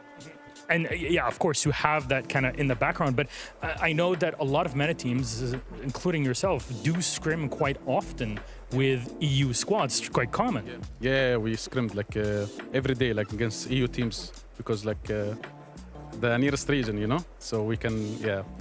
So we scrim like a lot of EU teams. I mean, now you're kind of running the gamut of playing as many regions as possible. You're looking forward to potentially playing Liquid and kind of a representative from Brazil. Is there any other region that you really would like to play against just for the fun of it? Probably NA. Who specifically from NA? I'm not gonna say name because like, you know, but maybe there's like one team I would like to face, but I'm not gonna say the name. Is it just to not jinx it or what? Yeah. All right, fair enough. I think we can definitely keep it at that. But now, you know, it's a big win. You're looking forward to potentially playing Liquid, but also G2 is on the cards. There's a lot here for GK that are this big underdog in the tournament. How are you facing that mentally, kind of preparing yourself for it? Like as I said, like we just like focus on ourselves, you know, like just like focus, play your game, and like that's it. To be honest. For you, you know, kind of up-and-coming player, is there any player from kind of the history of Siege that you look up to as like, this is someone I aspire to be as good as they are or achieve what they have achieved? Yeah, like when I started to play the game, I was like looking for Bengo, Shaiko, Nisk, like they are like big players, you know? Getting to play Nesk in the game after, so I think you're very much going to be cheering for Team Liquid in this game just to get to play Nesk, eh? Maybe, yes. All right, fair enough. Thank you all for your questions. Thank you very much, seriously, for joining us, Habibi. That is it for us on this section here. We'll have more questions and more interviews as we go on with the tournament, so ready your questions for our teams, especially here on the A stream. But we're going to take a quick break before we continue on, so here's a little message and a little bit about our operators. Mute. What the hell are they doing out of position? I don't think anyone deserves to go out like crap. That's gotta be it. Anyone come through that door? Go, get over there. They go crap. Son of a bitch. Tank the ground. Get down there. Hey, wait.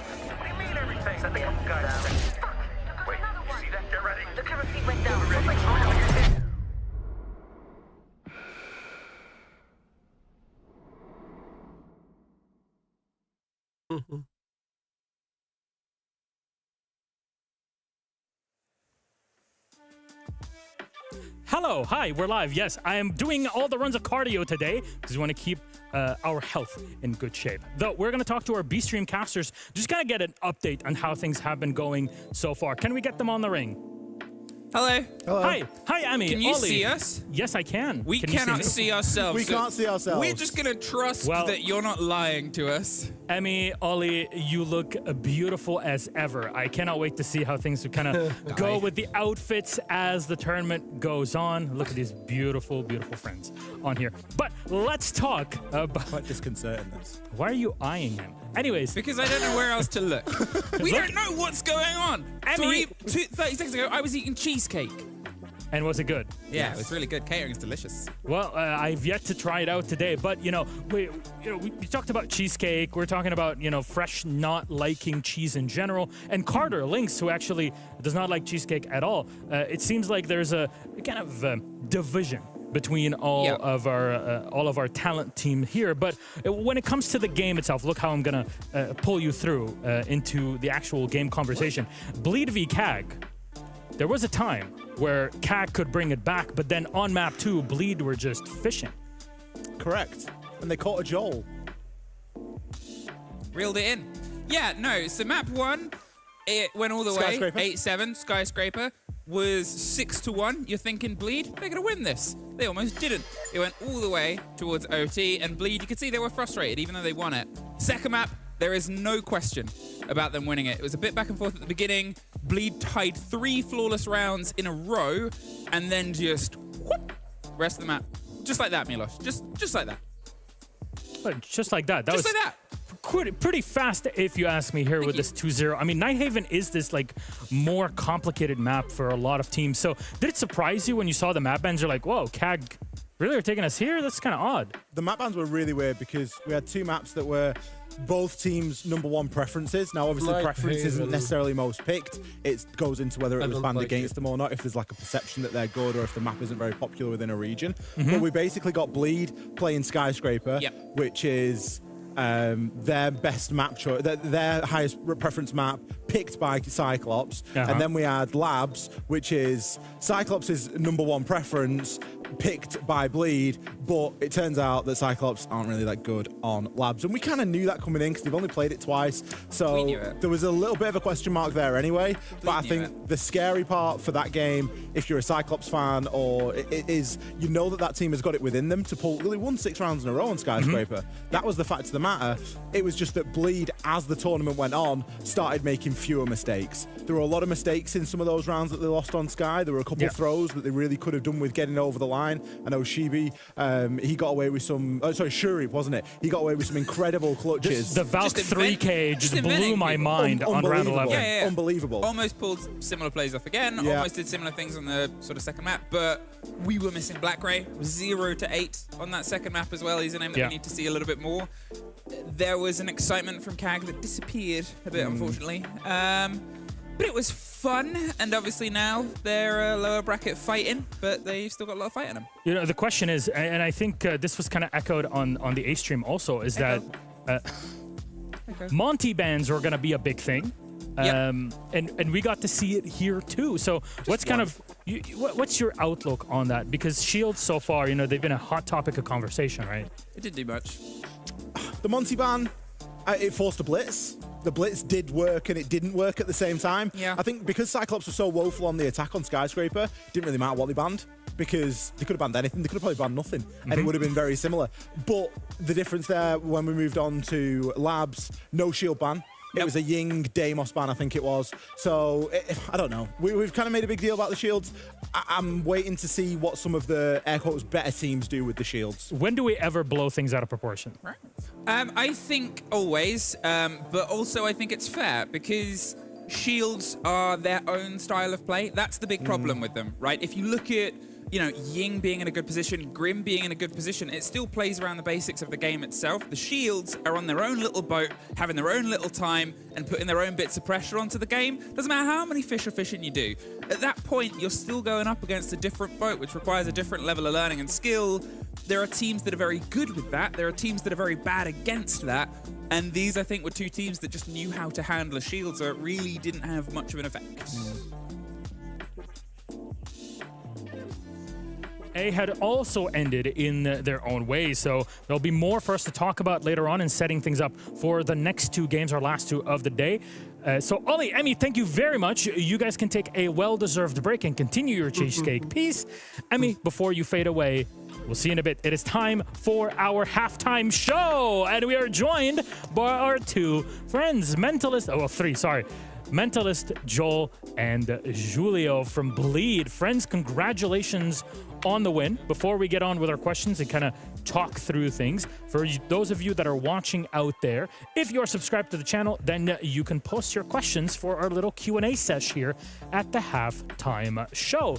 Julio and Mentalist, of course, have been playing since forever in Siege, and Joel has been in our hearts forever, that's for sure. Old man. He's not that old, but yeah, come on, old man. I'm old. He's seen a lot. You see a lot in APAC. It does age you. Yes. APAC gatekeeper. Some say I was born 26 years old. Well, you know what? Let's talk about things. We'll have those questions open for everybody, and we actually have something very, very quickly this time for you, Mentalist. So, from Okami999, how has your coach contributed to your growth as a team and leading you to your win today? Right next to you, bro. Be careful. To you, bro. Julio, he does a lot for us. He does a lot of like pre-game prep. I think he give us direction on what we need to do during the match. And without him, we wouldn't be where we are today. We would just lose all of our matches. And please, Bleed, if you're listening to this, give Julio a raise. Thank you. Thank you. I like it. Yeah. I like it. Yeah. Good. You're on the team for next season. I think we got it locked in. You know, Julio, we're talking about it, you know, the pedigree, the history that you have. Also, Common D at Invitational, home turf in Brazil. So how you feeling being here at another major? Because, and I remember this because I'm also old, I remember Leicester Finals, Pro League Season 2. There was a delegation that was sent from Brazil to play kind of a show match piece. Yeah. Season 2. You remember all the way back then, we're finally kind of gone first full circle for kind of you and that old guard of Brazil back in the UK, this time in Manchester for it. How does it feel to be one of the people that kind of carried the torch in Brazilian Siege all the way to today, and now kind of part of APAC's story too?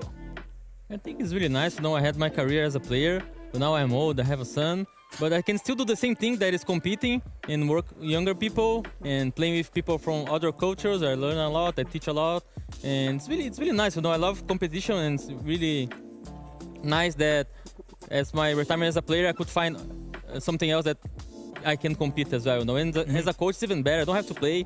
If I don't have to worry about playing bad. You know, if you win, it's because of me. If you lose, it's their fault. You know, like perfect. No. Perfect. Yes. Yes. Be careful. Oh, yeah. Be careful.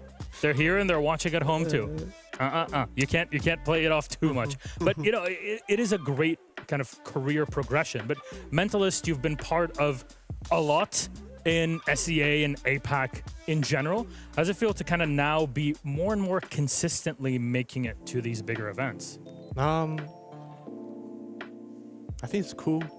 Yeah. It is. It's cool. And This, I think you're the it's first good. person to say UK is cool. Oh, I mean, for the first few days, yeah. Fair. And then maybe the next few days it'll be horrible. We'll see.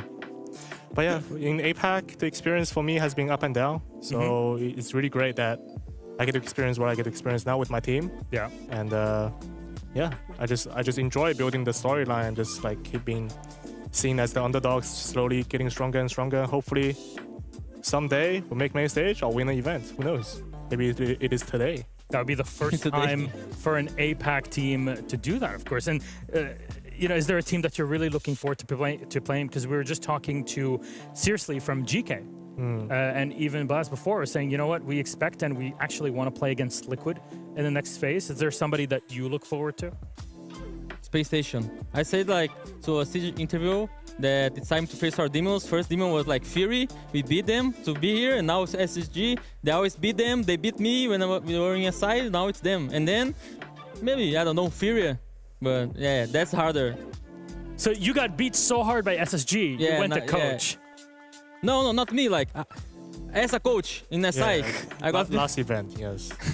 But yeah, it'll be cool if we can like prove ourselves, beat the teams that are beating us. You know? Yeah. In Atlanta, it was Yeah, it was SSG, Dark Zero, Loss, and Fury before that. So we already farmed 2 out of the 4. So SSG and Dark Zero is next on the chopping block. Dark Zero is easy. Nafe there, like Yeah, mental it's boom. easy. No? Gonna mental boom him. No, against Dark Zero, easy. Nafe is there.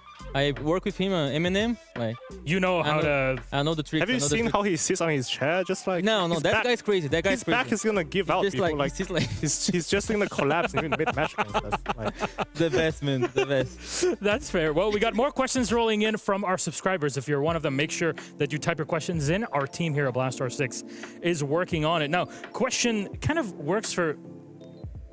Fish and chips. Is that fish and chips? Yeah, Yes. the chips. Ah, and- yeah. the chips are a bit too big, but if I turn around, yeah, if you focus on it, you can see that. yeah. So fish and chips. Yeah, these guys are just like. He's a local at this point. Yes. Yeah. What did you say? You know, you learn how to social media. Is that what you tweeted a few months ago? So I get that. Question here. Has Deimos influenced your play or strategies at all, Mentalist? I think Deimos is really strong operator. When he first got released, the leading theory, there was 2 options. First, you play like a supportive Deimos. You get your hard support on Deimos, you scan, and you cannot give your entry like on where he is, so you don't expose yourself to danger. You kind of nullify part of the kit of Deimos that put you into danger as well. The other theory is just that the entry play Deimos themselves and run at them. And I think after we tried it out, the supportive Deimos is really bad because like sometimes you're kind of in a different angle, elevated, and you're looking down at the ping. You can't really give So exact far away, call out. right? Yeah. Like- Sometimes I would say, oh, he's in that room, but he's actually in the room over there, like 1 room away. Like, and then my entry just blame me. So I'm never gonna play support Deimos again.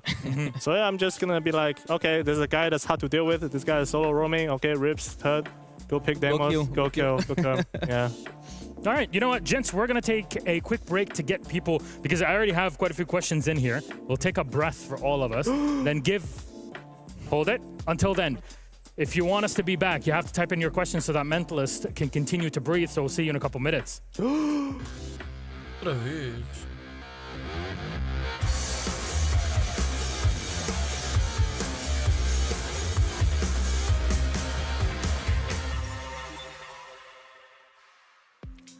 And out. There he is. I hope you've been holding your breath also with us. If so, man, I really hope that it can last longer than 15 seconds. In that case, we continue on with our questions.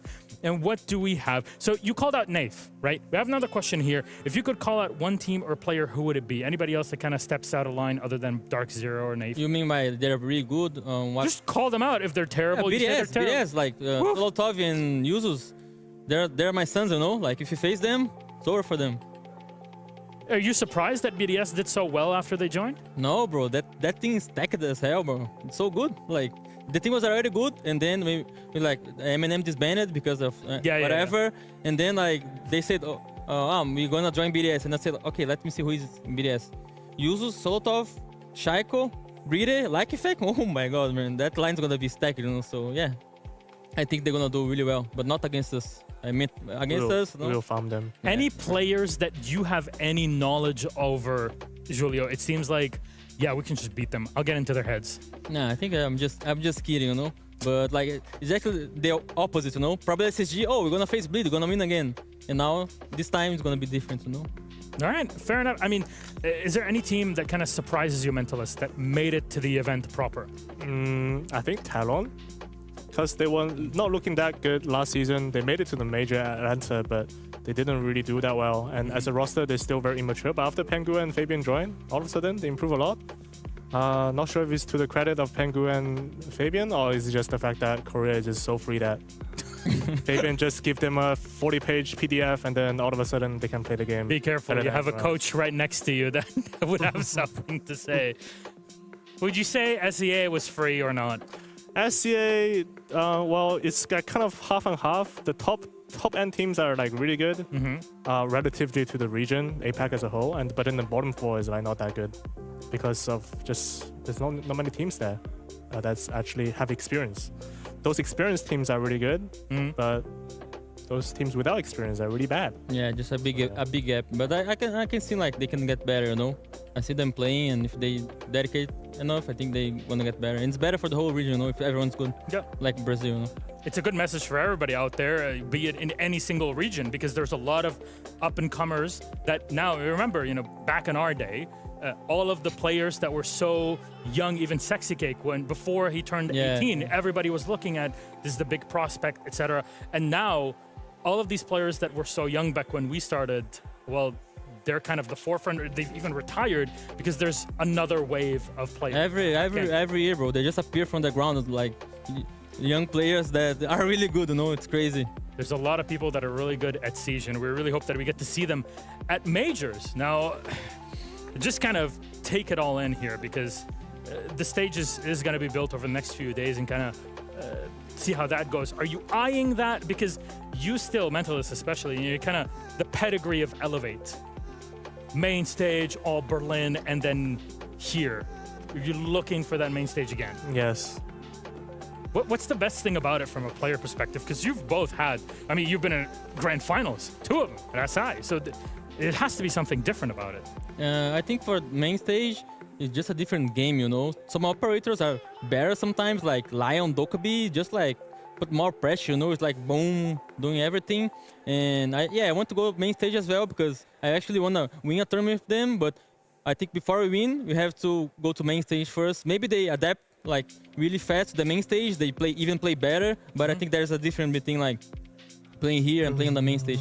So yeah, first step, going main stage. If you can win, going to main stage first time, awesome. But like going there is, I think, is really important for Rips as well, you know, to see if he can play on main stage. Yeah, the crowd might just ruin him. yeah. Really? Yeah, because he's nervous for the crowd. No, his sensitivity is so high that if the crowd just like stomped the floor, like we did during bootcamp, the floor was kind of flimsy. Yeah. Just like you would have been on stage. Yeah. So like when we stomp it, the shockwave would literally shake his hand and then he couldn't aim.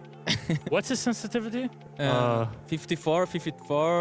1.6k DPI, default multiplier. So 54? Yeah. What? 54, yeah. Normally people run around like, if people run 1.6k DPI, that sense is around like 4? Well, 3, 4? That's already a lot. Like maybe 6, and then for him is 54. So yeah. No, as someone who's on 800.33, it's like already. I don't like. It doesn't even move. It's like watching 9XT in the day with those little laptop mice that are doing it. This is like a real big supermarket mouse. Yeah, literally went from the corner shop and bought a 10 real mouse that kind of used in there. We got some more questions, and I swear this one is not me also making fun of British food one more time. From Unrot, sorry, to you, Mentalist. Do you like British food? Sorry, it's not me. It's like British food or food that you can eat here from other cultures. Okay, so like British food. Like I talked about it on stream. Like what British food are there? Like there are like some pastries. I kind of forget the name of. And then pies, like meat pies. Yeah, the one in Greg's I tried. Fish and chips. The one in Greg's, what was it again? The beans and cheese. No, the beans. The pocket. The beans are crazy. Horrible. They're very beans are crazy. Sweet.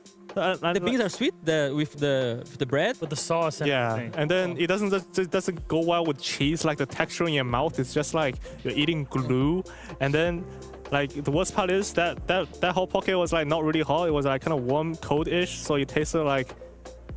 Yeah. I think it's good. I experienced both worlds. I went to Nando's.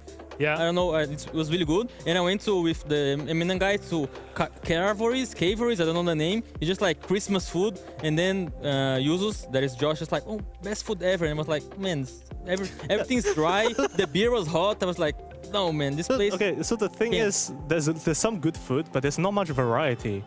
So like fish and chips, all right, you had once, you had it all. Yeah. And also like what other things are there? Like pastries also kind of the same. Like beer, like you can get that anywhere. It's just. Yeah, I think you guys need to have some more creativity, man. It's all so I'm boring. saying is, it sounds to me that we need to book a Lebanese restaurant or kitchen. And Lebanese. I'm not biased, but I mean Brazilians also understand Lebanese food very well. Yeah. So hey, dinner's on me. But not me that I'm paying it. It's just I'm there with you. Damn. Yeah, to summarize, like UK food, it's good, but it's simple, you know? Like for me, it's like this. You go to Mexico, you have like 1,000 ingredients, 1,000 stuff. Like here, it's more like like fish and chips. Like you but guys, it's good, you know. I like you guys can do better. You guys used to own the world. You have the knowledge of the whole world, but now it's just potatoes and fish. No, but like- what happened? the food here, it's good. I'm not saying like British food, but like you have a lot of good restaurants here. Yeah. You can eat food from all over the world, Lebanese food, Brazilian food, Japanese food, and every place was really good when you're like the boot camp. So it's nice, you know. If you don't like British food, you can come to UK and eat all culture. food. Yeah, other Yeah. food. It's I So- think it's fine. British food, British food, no variety, kind of mad. British, the food in Britain, Yeah, really yeah, good. Yeah. Yeah. All right. Yeah. Friends, it seems like we have things kind of locked in for it. And I asked you some questions, Mentalist, and we kind of put that, or not me, that was Molosh, if I'm not mistaken, that asked you a question yesterday. So we have to kind of roll with that. But I believe that it was Malosh that asked Alamau a question, but we'll see that after this little breaker of a set. Yes.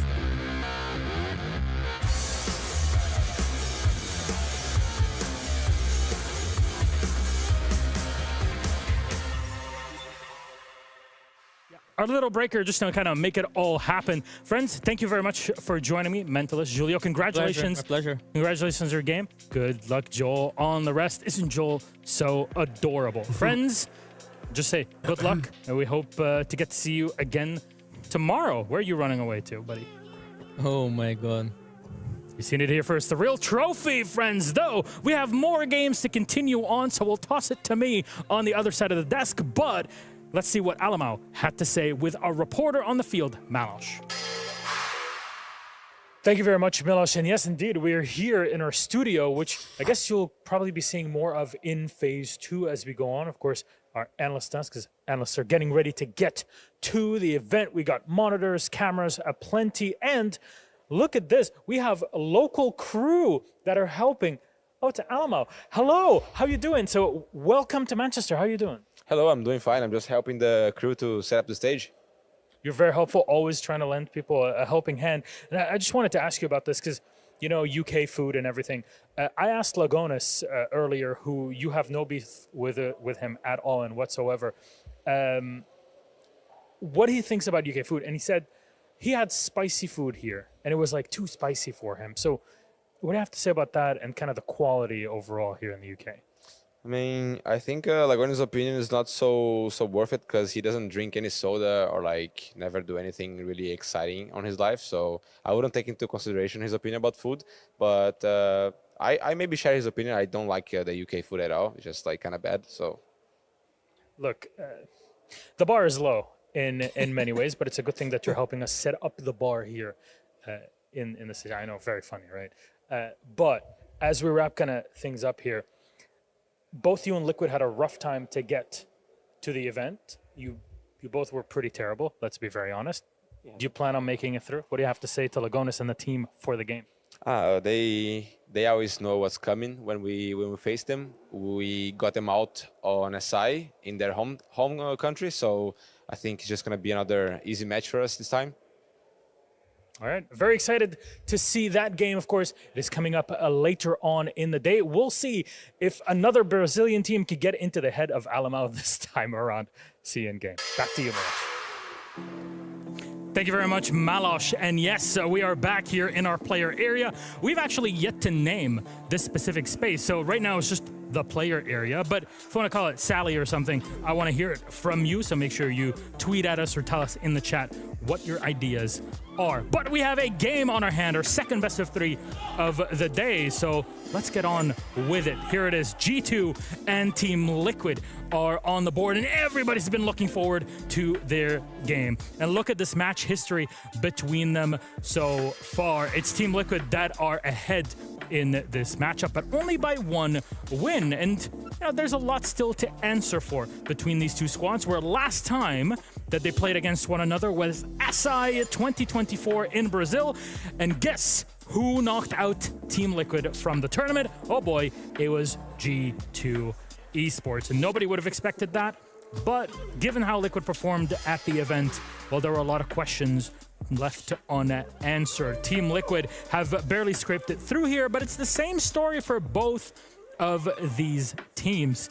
So now Team Liquid look to be a bit more refreshed as they head into the Manchester Major to try to survive through Phase 1. And I'll be honest, opinions are quite split. I'd say 50-50 or more on which team will take this game. So there's a lot to kind of get into it here, but I want to pull up those map bans if we could here, production, because it seems like this is where things are really going to be played. Both teams known for a relatively secure map pool, but how do they face off against one another and who will actually show up? Liquid's pick is Clubhouse, where G2 start on defense.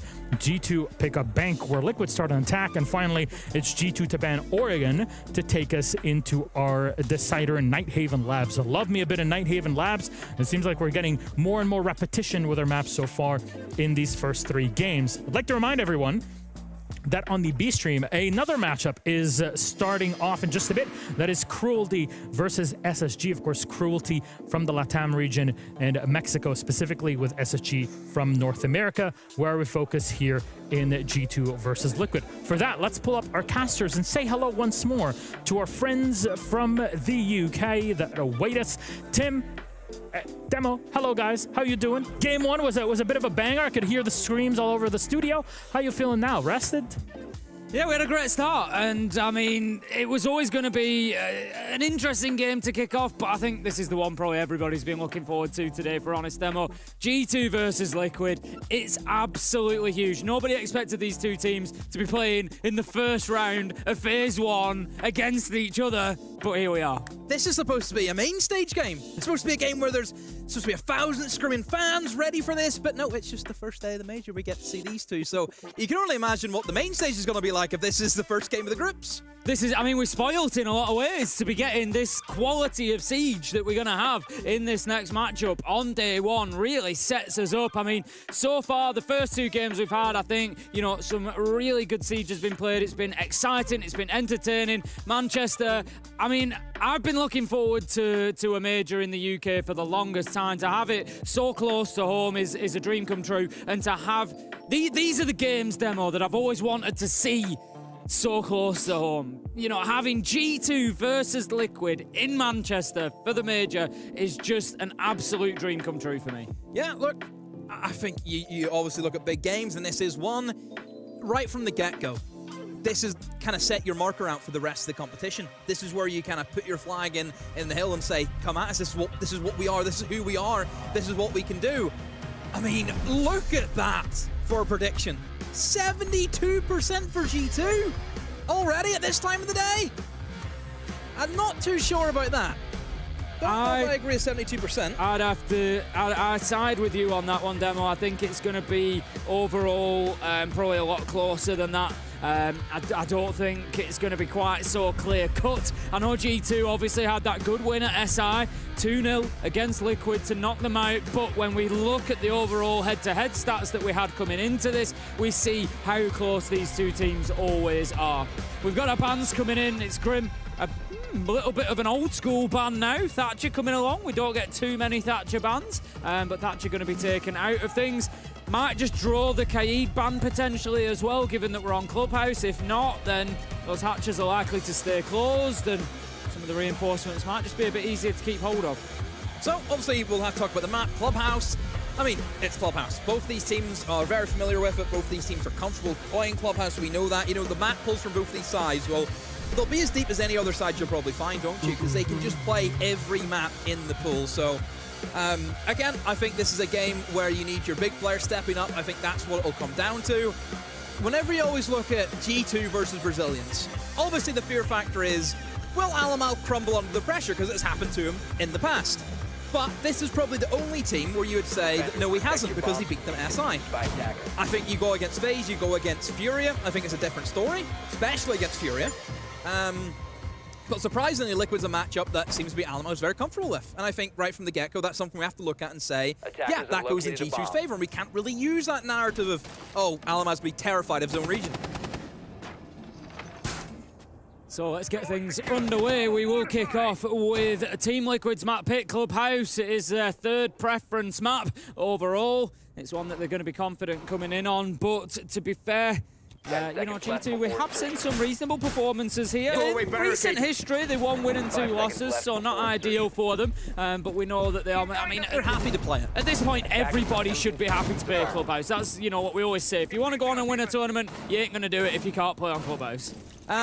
So I do like the fact that G2 already from the get-go are just going to be full sending it with a very util heavy kind of lineup. You're bringing in the Capitao and you're bringing in the Monty. So immediately I'm thinking it's going to be your kitchen dirt with a little bit of blue influence. That's going to be your classic take here if you're G2. Monty, an operator that we didn't get to see be played in our last series here on A-Stream because it was banned out. But Monty at the moment, in my eyes, is just an S-tier operator. Just with the shield change that happened, the fact that he can go from passive information gaining, nothing can really stop him apart from, you know, the usual counters, to then all of a sudden unshielding and becoming almost a mini blitz. You just don't get the flash.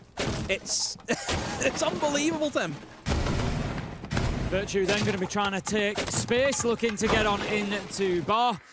Just at least open that up so there's not that safety of rotation and return for Team Liquid. But at this point, G2 fairly comfortable that they've got this map locked down now. Apart from that basement level, Liquid have pretty much now been forced back. We can see all 4 there in front of us and 1 out in dirt, which is what I expected. Lagonis is going to be trying to hold on to that. No push coming towards dirt from G2 at the moment. Where's the shield? Where is he? Where is Alamau? He's the player that we need to try and watch out for, of course. At the moment, he's just doing the drone work. Again, I think wherever the Monkey's going to be pushing from, that kind of lets us know what the idea is. And yeah, looks to be getting himself over towards dirt. So again, as expected, it's going to be this kind of classical take that you have. Capitao coming in from Uno. That's going to be your key to gaining control of blue. You're just firing the arrows in behind the generator. You can also clear away this kind of close position on the door as well in towards third box. So again, they shouldn't really have too many issues with clearing out some of these strong positions. What it comes down to is how good is the reactive factor that Liquid are going to have. Liquid, they only have 1 C4, and that's really it for Denial. They don't have a lot of other ways apart from just having to cross over and take some gunfights. I say that though, I was thinking about Dirt. Alaman's actually dropped in towards the triple wall at Church, and that will eliminate the mirror window, and he's in a position where he can just walk into sight. Just really getting up in the bases, and we're seeing the power of the Monty there. But look at that, resets next, managed to pick up 2, and they are holding firm here, Team Liquid, onto the basement, just dealing, not really worrying about that Monty, taking the fights around him, finding the kills, and Liquid, they win the first round. I mean, Liquid didn't really have to do much. They just stood in their positions and they picked up their kills. It's as simple as that. It's more G2 you have to look at. You bring in the Monty, and you're going down for the triple wall. I mean, look, Doki needs to get that kill. You know, Alamau's providing just constant information. That kill needs to come in. I would say it felt a little bit disjointed, where almost the guys in triple wall were trying to move in before blue had even been really dealt with. So just little things like that, just a bit of a mistime from G2. But Liquid, look, they're going to be up for it. They're going to want revenge. We know that. Liquid have a lot to prove. At the start of the stage in Brazil, everyone was dancing on Liquid's grave. Everyone! Liquid's finished, Liquid's done, Liquid are through, that's it, they're done, they're never going to do anything. And they surprise everyone, they go and win the qualifiers. Liquid, obviously, you know, without major, like, all 5 players change it being this for round. With it, as it stands at the minute, even with a change here and there, you can never write off Liquid. They are always a team. They're always a team who can turn up and get a result. That much is just a fact. You know, what would I like to see from Liquid? I've said it for a long time. You know, amongst other teams, there's, you know, no bias here, but I think like everybody, I'd love to see Liquid win an event at some point. I was going to say, are you going to lead up with, I'd just love to see them win? I'd just love to see them win an event at some point. Just as a Siege fan, you know, we can't ignore the fact that Nesk and Paolo are 2 of the greatest players to play this game. But that's not always how Siege is. A lot of the time, I look at it and I think, you know, like Nesk and Paolo, I don't feel like they've had that opportunity to be those big gunners that we know they can be over the last 12, 18 months. I feel like their roles have changed a little bit, and maybe they just need to facilitate them a little bit more. I think the thing Liquid have had issues with the past 2 years is that we always knew Liquid is the same 5 players. They were on the team together for a long time, and then they started adding roster changes. I remember whenever they brought in, you know, Resets, for example, he came into the side, and he's still here today. And that was like a massive change, like the first change they had in like maybe 18 months. But I do feel as though certainly over the past year, just they've had more transfers than ever. Like ever before. You know, they're bringing in people, you know, Bobs was here, he's now gone. You're bringing in Maya now as well, who was part of that Team 1 roster we've seen out of Atlanta, so it's just, it definitely been a lot of a little changes. bit of an issue for that. I think that's been the biggest issue with Liquid, is just changing players so much. We'll see if they can start finding some stability, but for the time being, they looked good in round 1, and they're going to be trying to hold on for round 2. G2 made a little bit of a mess of this breach here. Alamau is able to get inside, so gets the shield back extended, a little bit more safety for him, just pinging out locations. Needs more support than he had last time. As he said, the Monty is there to create space by pushing defenders back, and also as an intel operative to provide those locations, provide those comms to his teammates, and then he needs somebody challenging around him. This is good from Alamau. He's managed to get himself right on into Shower there, and that's going to make it tough. There is an opportunity for G2 to push into Jim. Is Alamau going to go for it? He knows the positioning, but no! Maya sits him down! Oh dear, you've lost the Monty, you've lost that operator. Just push in and clear away all those different angles, and another kill comes in favor of Liquid. Doki off the board. And G2 now, Tim, they've stalled out, they've burned the clutch. Maya 4-0 as well. Of course, the newest player on the roster coming in this year, and we've spoken about those changes. This one seems to be, you know, could it be heading towards a match made in heaven? Maya with a fantastic start against G2 here, and just looks to continue. It's going to be Reset challenging out onto the breach for the time being. He knows the push is coming, but he can't win the fight. Palu, however, manages to pick up Virtue at the same time, gets himself a second, and that's what we want to see, Demo. When I said about Palu, Nesk, about facilitating them, about getting them involved, getting them big numbers on the board, Palu puts up a triple, and that will win you round after round after round if you're Team Liquid. In the history of competitive Siege, Palu has the most kills than anyone else. He does. So, naturally, whenever people think the Liquid, you always think Nesk and Palu. I'm sure everyone remembers that duo. A lot of people grew up watching those two players, but look, I think after SI21, I just don't think it's been the same. It just hasn't hit the same as what it should be, especially during the last year. You know, they got to the grand final in Copenhagen, and that was really all they did that year. That was it. It's not an often pointed out stat by me, and it's not relevant in any way really, but of course Liquid have been to 2 grand finals of S-tier events. Yes. I have cast both of them. Yeah. They've lost both of them. So you're the issue. Who knows? Who knows at this point, Demo? Who knows? But yeah, twice. You know, I've had the pleasure, the honour to cast those big games with Liquid in there in the final, and you're thinking, is this the one? But neither time. I mean, obviously SR21 for anybody who wasn't around for that one. You know, that was it was a tough loss for Liquid. It went all the way into map 5. And NIP, that was in the days of starting with the map advantage. Yeah. So NIP did start 1 up.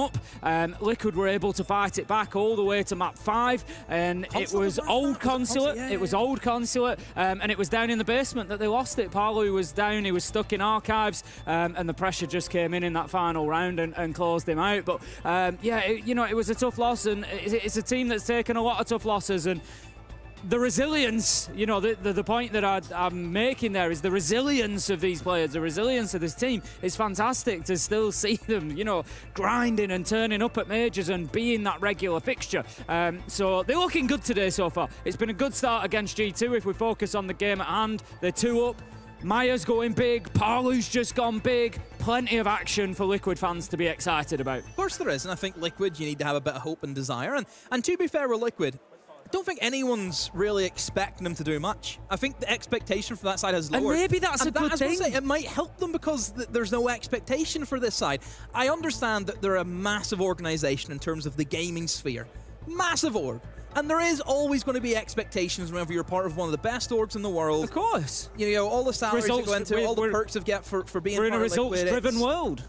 But in the context of Siege, where we're more focused on, we just exclude the orgs, we look at the players, and we say that the expectation for the players, no one's going to put them high on the list. They're not. Honestly, I think to a degree you could probably say the same about G2. I think there is, because both the teams very similar where they had a very bad up stage and down. for their standards. For their standards, I think Liquid probably worse of the two. I think G2 just about got into the top I mean, 6. ultimately, yeah, because Liquid had to go into the Open qualifiers. Well, the in-between. They weren't quite in the last chance, but, you know, they had to fight their way back into the last chance qualifiers where G2 And then they had finished the a fight couple of places higher and went straight into LCQ, and they didn't drop a map. And to be fair they had as well, a good run through LCQ. I think for but- G2's, like the teams that they had to beat as well, wasn't as strong as what it could have been. Yeah. I think what they beat Wild, they beat a T2 side, and then they beat ENCE. I think overall, you look at both of these teams and you say, this is not the position either of them would expect to be in or want to be in. And I They're think, not phase 1 you know, sides, they're phase 2 sides to us, because Yeah. that's what they were. You know, And that's G2 fair. always... look, the story about G2, they seem to do very bad regionally, and then it comes to international play, and they do really well. Yeah. You know, they always come in the phase 2, and one thing I've noticed, phase 2 and SI, is that they swept whoever it was that they're against. Whenever they hit the main stage against the big games, then they bottle it.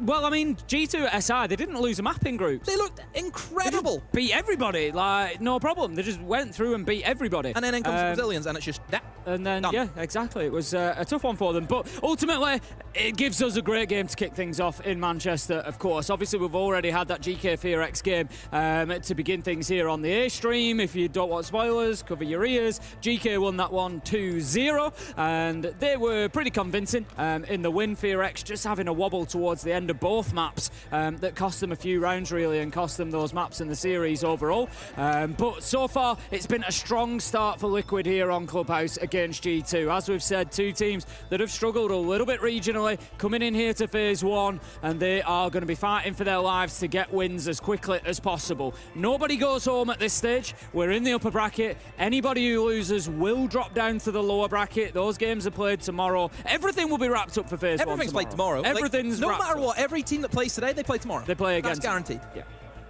4 of the 8 will go through. 4 will not. And the thing is, if you look at that overall, you got to look at it and say, you know, if we're being honest about the matchups, there's some good teams in here, but you've got Liquid, G2, and SSG. If one of those 3 don't make it through, something's gone wrong for them. We've got to say that realistically. You know, are their teams capable?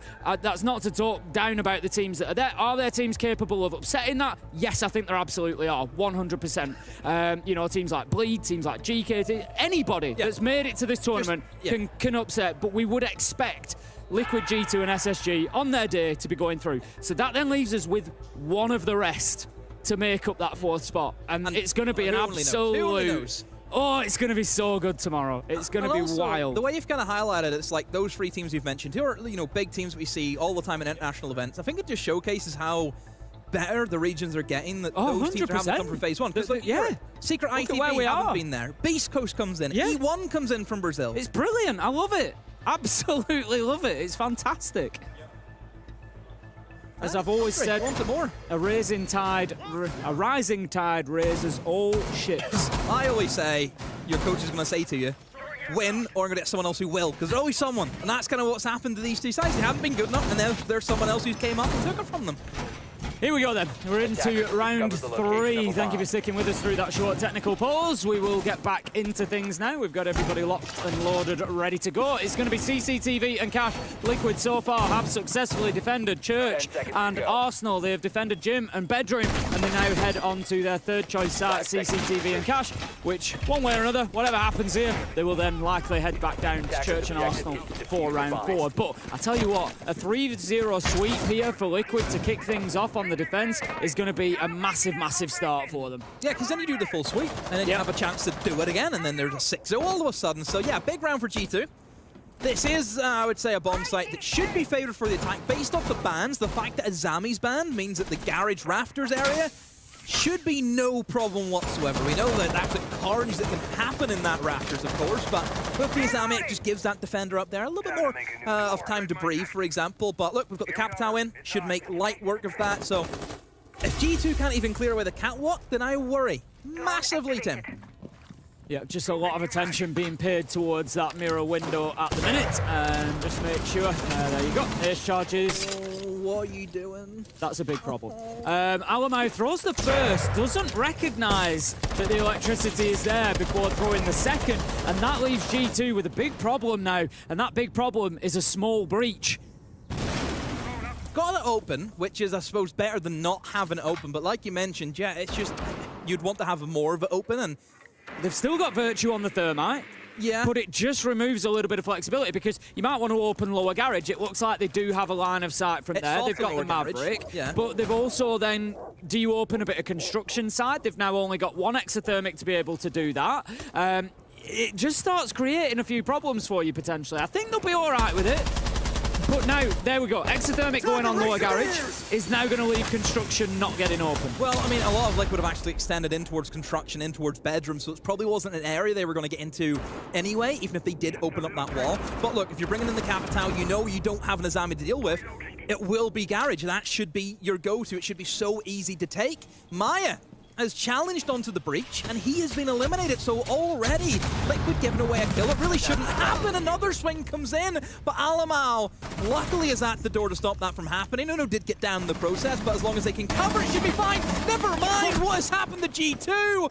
Lagonis almost appears and picks up not only the player going for the relive, but also the player down. Never mind, Resets gets anyway a triple kill for Resets. Where does that came from? I was just wondering if Liquid were being a little bit too aggressive this round. Maya peeking the breach, Ness got onto catwalk stairs, both losing their lives, but then it was third time lucky. Resets pushes the aggression, and G2 at that point must have been thinking surely nobody else is gonna push us, but yes they are. Resets is gonna, and he's gonna find kill after kill after kill. This is a huge start from Liquid. We've had a multi-kill from Palu in the last round. We've had it from Resets in this round. We've had Maya going big so far.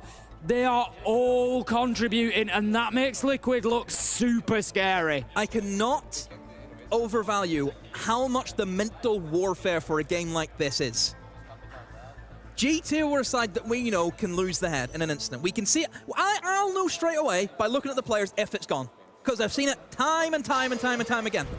I don't see it yet, but it's getting close to that, because already losing 3 rounds in a row, especially a round where you've just died from them swinging gunfights and you're losing them, you're thinking, what are we doing? There's a massive issue. Liquid, they know if they can just keep piling on the G2, they don't even have to really try, because G2 will just beat themselves at that stage. Liquid are going in with the game plan is, we are going to take everything we can from them. We're not going to give them a single round. We are winning everything, a full sweep. Attackers are moving out. Liquid look really good at the minute. They do, and they've got the confidence. I think compared to, you know, if you compare this to, say, match 1, 2, or 3 of stage 1 for Liquid, and you compare that team to the one that we're seeing here, there's a considerable difference between the two. They look confident, they're playing with aggression, they're taking gunfights, they're winning gunfights. It's like that Spider-Man one meme where after he puts another. Glasses. It's like, is that the... No, it can't be the same team. Can't be the same team, surely. Liquid look absolutely fantastic. G2, maybe just looking to try and move a little bit quicker here. Going to open up that window with the Gun 6. Virtue's got the angle to try and hold on to blue stairs, make sure nobody pushes up, or see if he can catch anybody out. But Nesk does get drawn out on the top of catwalk. The question is, G2, what are you going to do about it? You're going to have to go in there and try and take Nesk out. They've got to find that kill. They can't just leave him out there. But at the minute, the push is coming from elsewhere. Yeah, it's a scary push, I think, for G2 to go for, considering that there is this roam game, of course, and a quite heavy one at that. Reloading. You're dealing with a fair few roamers up and around, you know, 3 of them in towards the top floor, 1 rafters, 1 inside of cash, and also 1 inside of construction. You know, like I said, G2, they could just try and see if they want to go site, but I think they're determined and try and pick up some of these kills. And I mean, Benji's in a good position just to cut off that cross. He stops anyone getting out of a garage, anyone getting into garage as well, but unless there's pressure coming from the other end, no one's going to move. And yes, I guess you have the Monty, but if no one's there with him, he can't really do much in this scenario against 2 of them. No, that's it. I mean, he's just seen Palu there and pinged him out, but Palu doesn't expose himself too much to that window. He knows somebody's coming, and he picks up an opener onto Uno, but Benja is on the window ready for the trade. 4 versus 4. Ness taken out on catwalk, and that leaves Maya all alone. Right. It was a matter of time. That's a really good top floor clearance from G2. It leaves them a minute. Resets really needed to pick somebody up on his way past there, but is unable to. 2 versus 4. G2 can start pressuring towards site now. Yeah, minute to go. So, I mean, good burn, you have to be said, from Liquid to burn away a lot of the clock, but 2 kills, or you're trading 2 kills off, but 3 kills even off for it as well. It's just not going to work. And yeah, Benja finds both of them just on the hash. They both stack up together. There you go, just line up for them. So, I mean, G2, they get the round back.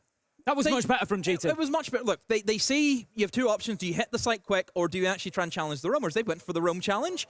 They've almost played it as though it's like a cache. You've kind of threw the Yings, you've put the Monty in, but look, if you can get the kills and you have that man advantage, it's so easy to win basement. We talk about basement all the time as being this juggernaut of a defense. But if the attackers have a man advantage, even just one, it makes all the difference for basement. You know, there's at least, what, 5, 6 different ways to actually get into those bomb sites. And if you have that extra man that just can't be covered by a defender, yeah, you can have a really easy time, for example. But it never really came down to the basement. All the kills happened away from the basement. There's a woohoo as well. I don't know what that's about. This is the thing. You're 3-0 down, G2. They've just got to keep the spirits up at this point. They're not out of it. There's plenty of siege left to play. And that was a really nice round from them, particularly the use of the Monty. We've seen the Monty brought along in round 1 and 2. It wasn't overly effective. Round 1, the kills weren't really there from the supporting players. Round 2, Alamau pushes into showers and just gets taken down by Meyer, I think it was, inside of the site. So it just wasn't really effective. That time, however, he pings out Parlu, who granted then goes and gets the entry, but then the collapse comes on in. Parlu gets killed, and then another one, they all get picked up. Ness gets cleared off catwalk, and it's all this Monty going in and bullying and forcing players into positions that they can do nothing about, and it was just much, much better use of the shield. So G2, they get their first round. They're going to move now to attacking onto gym and bedroom. Can they do more of the same? Well, this was a bit of a weird one, because I feel as though G2 got themselves into a good position. They were able to take bathroom quite well, but they just couldn't really do anything after that. They kind of stalled out the round, and oh, a bandit trick. It was successful to get one of the thermite charges, but as we see the fire being tossed in, it means that Resets can't get the other one.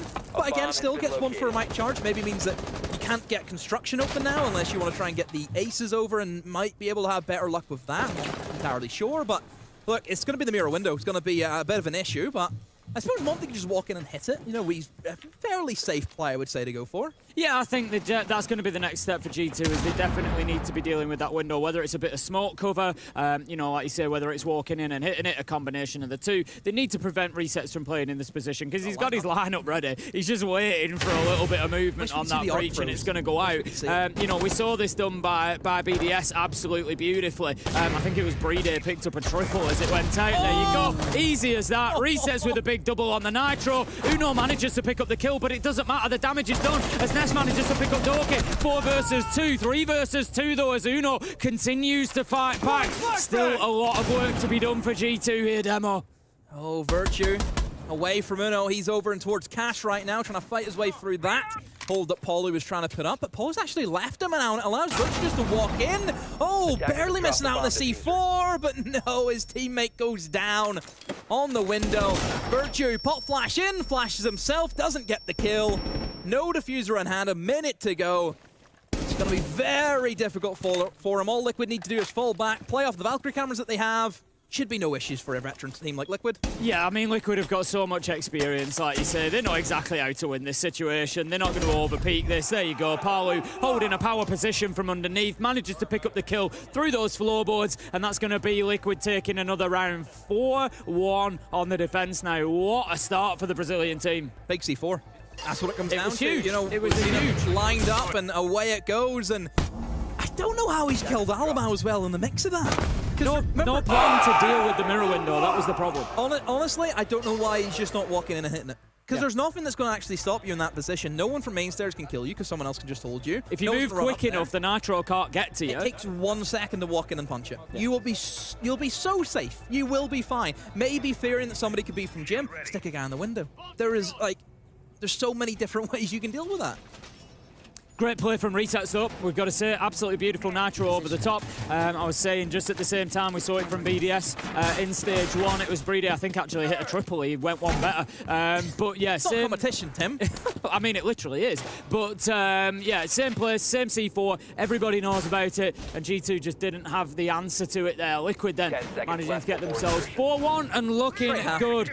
Also 4-1 on the entry demo. They've managed to pick up 4 entry kills out of 5 so far, and that is something again that over time is going to wear G2 down. They are basically playing this at an almost constant 4 versus 5 in that situation. If they're losing that first player every time almost, they're playing a lot of this game at an 80% really rather than a 100% team.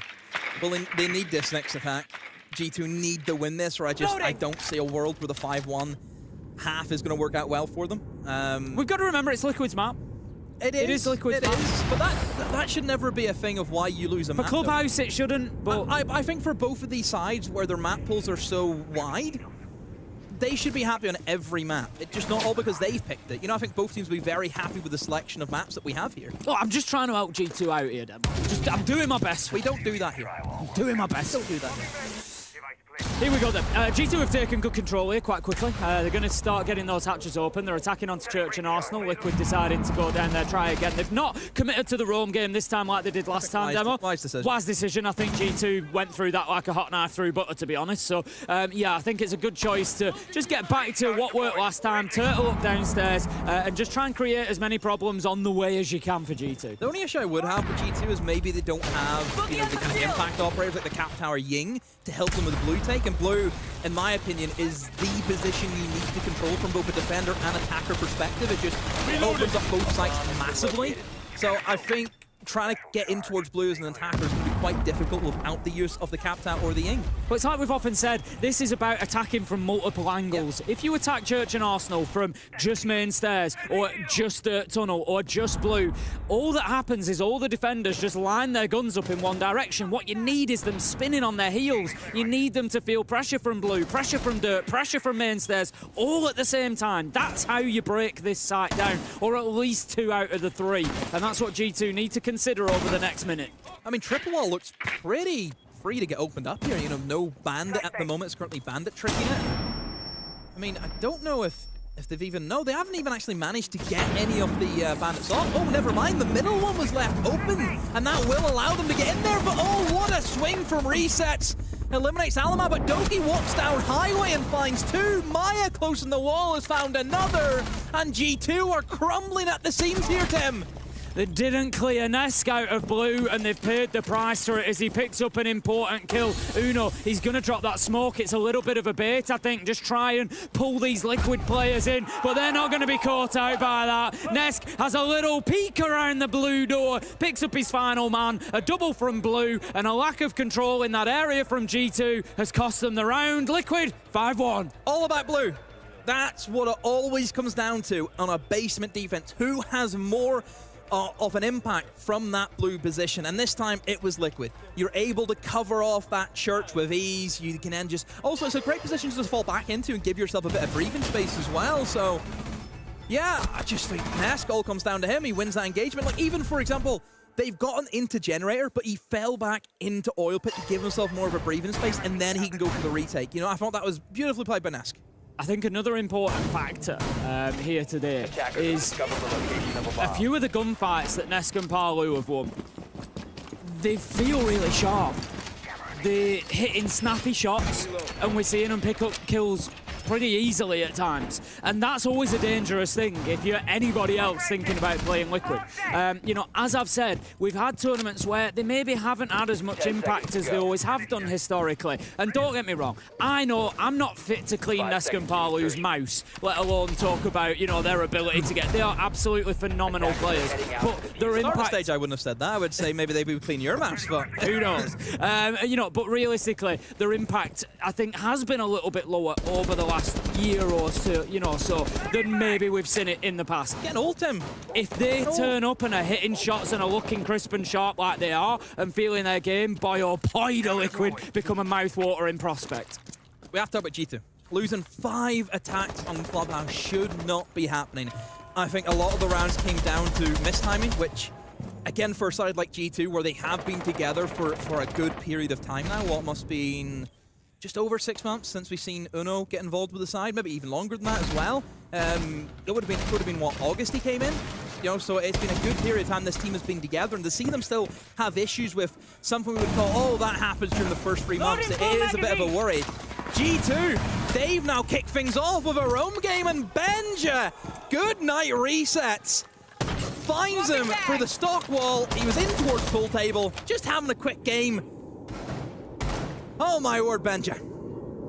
Big start from G2, 4 versus 3. They've got the advantage now and can just start leaning into that time. The big one is the Ying going. If you've got a Ying on side, that's going to be a large part of what your final execute is planned around. It's going to be getting those Candelas in, creating space and going in for a plant. That now not being possible for Liquid means that they've got to pivot here. They've got to change. They've got to adapt. They've got to come up with something else. Maya, does he know that Doki's no? He gets away. Doki had an opportunity potentially there to take the challenge, but I think it was smart to back out. Maya doesn't move quickly enough, and that allows Doki back to side. It does, and he can fall back to the safety of the mirror window, who always, the mirror window is going to be a big part of many of the defense for the basement anyway. Especially for that triple wall. Being able just to lock down the main stairs area is massive. Another thing I like about the mirror window as well is it gives you like a little bit of information, and sometimes we see teams actually retake knowing that no one's on main stairs, and just walk up the main stairs and kill players inside a kitchen, for example. Speaking of the mirror window, it has been Ash. That's the power that the Ash gets, of course, where it will drill in to the mirror. So if you're having issues with, of course, the mirror in your games, just bring an Ash. It's as easy as that. Or a Kali, but I would probably recommend the Ash over the Kali. Tends to do a more consistent job, I would say. The Kali, the gadget's just a little bit bigger when it hits. It can be shot out. The gun's not great either, but just in terms of dealing with that mirror window, the Kali, it can just be shot out a little bit easier. It's just a bit easier to deal with in general. But as we stand, Palu manages to find a kill onto Doki. 3 versus 3, 8 seconds. It's going to be a bloodbath, and here comes Benja. Picks up one, can't find another.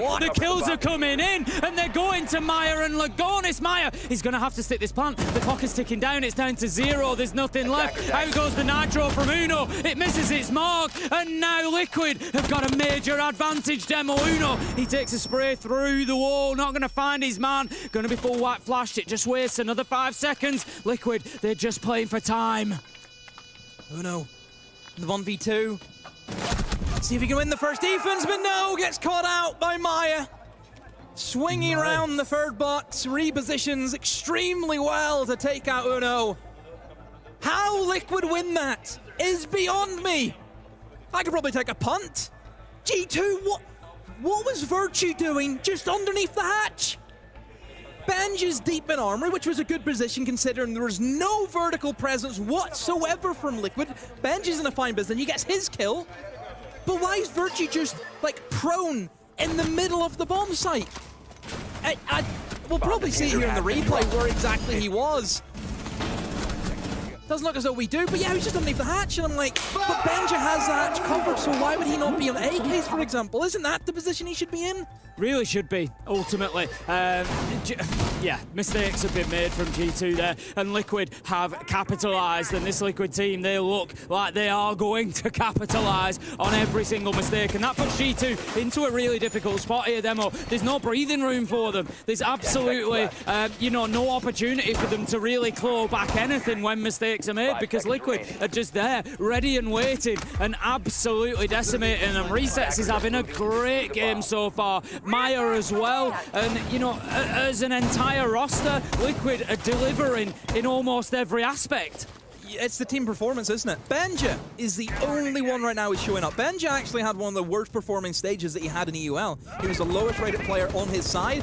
In the qualifiers for the 4 spot for EU, he was the best player in that bracket, so he did improve a lot, but right now the rest of the team just is not doing the business. I'm pretty sure Alamau has 1 kill, and that is it. And then let's just look. If this is the old Alamau, thought this didn't happen to Liquid. Thought we said, oh no, it's fine, he beat Liquid before, it can't be Liquid. If this is the same Brazilian, this big man who, look, Alamau carries a lot of that, that swag he has with him, Yep. He's just turned into that little boy from Brazil again. He is. You got to back it up, haven't you? This is the thing. We saw the interview prior. How am I saying? It's going to be an easy game for us. We beat them at SI. It's the issue with them. You got to back it up. And right now, G2 are struggling across the board to back it up. They now find themselves 6-1 down and facing 5 consecutive map points on a clubhouse opener against Team Liquid that look like they are just rolling back the years. Demo, you know, we've seen struggled performances in stage 1.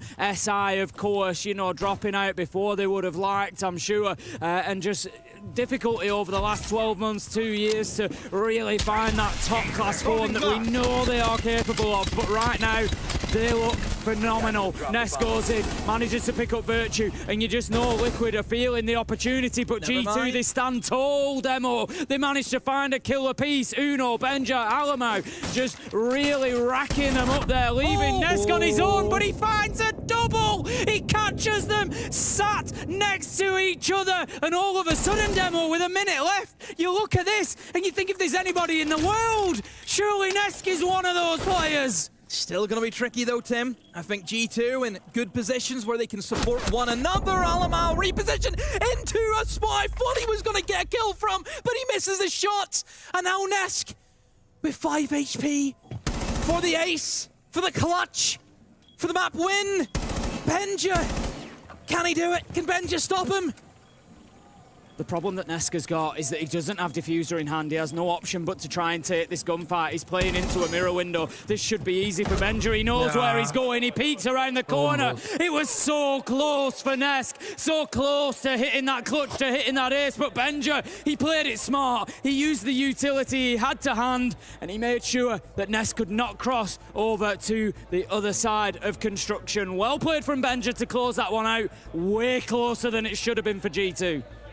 Oh my word. I mean, look, Alamo I actually thought was in an alright position because it's like, there's no way Ness is going to expect him to just be sat in the middle of the room.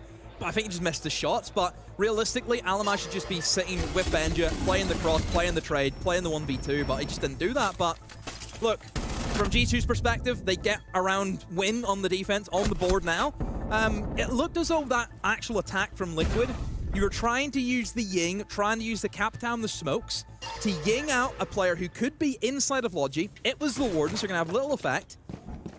Then you're going to try and smoke and fire out Bathroom to stop a player playing inside of Bathroom who could rotate in towards Flag. If those two positions are covered off, that means that main stairs is going to be very easy to get up into. And that's what happened next. Walked up main stairs, was able to pick off Virtue, who's on the mirror window. That was their initial idea. But it looked as though that Liquid weren't ready with G2 then re-aggressing onto the other players, re-aggressing onto the players onto window, aggressing onto the players outside of the main breach. I really thought for a second that Nesk was going to give us another one of those magical moments of which we have had so many from him. But G2, they hold on. It's 2-6 and the fight back begins. They can only look at this as being one round at a time at the minute. They can't even think ahead towards any potential of overtime or anything else. They just need to think about round 9 and how they get the third on the board for themselves. It's as simple as that. Heading into it then, Liquid stacking up towards that jacuzzi wall for the time being. Resets is going to get that opened up, and that's going to start things for Liquid here, looking for that top floor clearance and control. They'll take their time with it, of course, just make sure that they don't give away any bodies whatsoever. We mentioned before the basement, the more people you can have alive on the attack, the more options it gives you, the more avenues of the approach that you can have to attack the defender. So yeah, keeping bodies alive is the #1 thing they need to do. I mean, to be fair, they were able to actually win the round even at a man deficit. So maybe Liquid don't play by the rules. Maybe not. Maybe they don't. We're the bad boys. Nesk on the IQ, going to be taking out any gadgetry that he can find. Takes down the default camera. Nothing else really to be found. I think at this point Liquid fairly confident that they've got control of the map now. So next job is getting hatches open, which Palu will duly get on with. They've got the kitchen hatch open already. So pretty good progress here from Liquid. They've got plenty of time. The problem that they don't have at the minute is a kill, and Doki is going to find himself a huge double. It's Palu, it's Nesk. The comms maybe weren't quite quick enough there so that Palu could react on that second one. Doki goes for the fadeaway as well, but he's stopping at nothing at this point. This is what he does. See, whenever he gets one and then it becomes two, He wants 3, 4, and 5. That's the attitude for Doki. And look, he's hopped in the can for himself. He can see that 2 of them are going to be in towards bar, and this just means he can go for it. He can go for this flank now. It just depends if Liquid have any information. Alamau's actually inside a kitchen. Doki a third. Like I said, he wants 4 and 5, but maybe Alamau's going to be able to stop that from happening. And it will. I mean, the drone work there from Liquid was shoddy. How is he allowed to be in kitchen for that long? I don't think Liquid knew where they were killed from a single time then. You know, we saw at least 3 kind of just run into kills from G2, but really well played from G2. Doki, Alamau just keeping themselves off the radar and taking advantage. Yes, we can always say when there's a mistake, but often, or 99% of the time, when there's a mistake, the other team have to capitalize on it. If G2 aren't in those positions, if G2 don't recognize that they haven't been droned and keep themselves locked in, ready for the fight, then those kills don't happen. So it does come down to G2 winning in those situations as well. 3-6 now as G2 continue to try and slowly claw this back. The question comes now. Third choice site demo. It's going to be CCTV and Cash. This is the one that Liquid have got to look towards realistically as being possible for the win. I'm looking at the lineup that they're going to be bringing potentially here. They need to be bringing that hard breach. They need to be making sure that they can get that main wall open. Get catwalk control. Don't overcomplicate this attack. If you get catwalk, you get garage, and you get the main breach, you should be able to plant. Should, I think is the key word there. Should be able to plant. Well, like we said, same about G2, and they end up losing it. So there is that you have to look into. But, I mean, they brought in the clash from the defense. I mean, this was probably going to be your kind of thought process of, okay, we don't have the Izami. What else can we bring in that would help us defend Catwalk? Clash is probably going to be, you know, your person to do that with. And I think Clash will be able to give information as well, because one thing that Clash can do on the catwalk that no other operator can do, and that is actually peek the bridge that dying and see how many people are out there. Plenty of intel coming in from Liquid this time. I don't think they want to suffer the same fate that they did last time out, running into players with no idea that they are there. However, have they picked up on Benja's location? As I've said before, it would be unforgivable of Liquid to be running into positions and dying to players that they don't know are there after they were hurt so badly by it last time. Speaking about Benja, look at the operator selection. Thunderbird, we don't see Thunderbird really ever. And one thing they've done with the Thunderbird, if they have stacked up all 3 of them in towards catwalk. If you're a Clash and you're wanting to play that catwalk position, initially I would say that probably they will say, oh, what happens if they have a Capitão? Don't worry, we'll just place a bunch of health kits, so if the fire comes in, he can stem himself back up, so the fire's not going to affect him.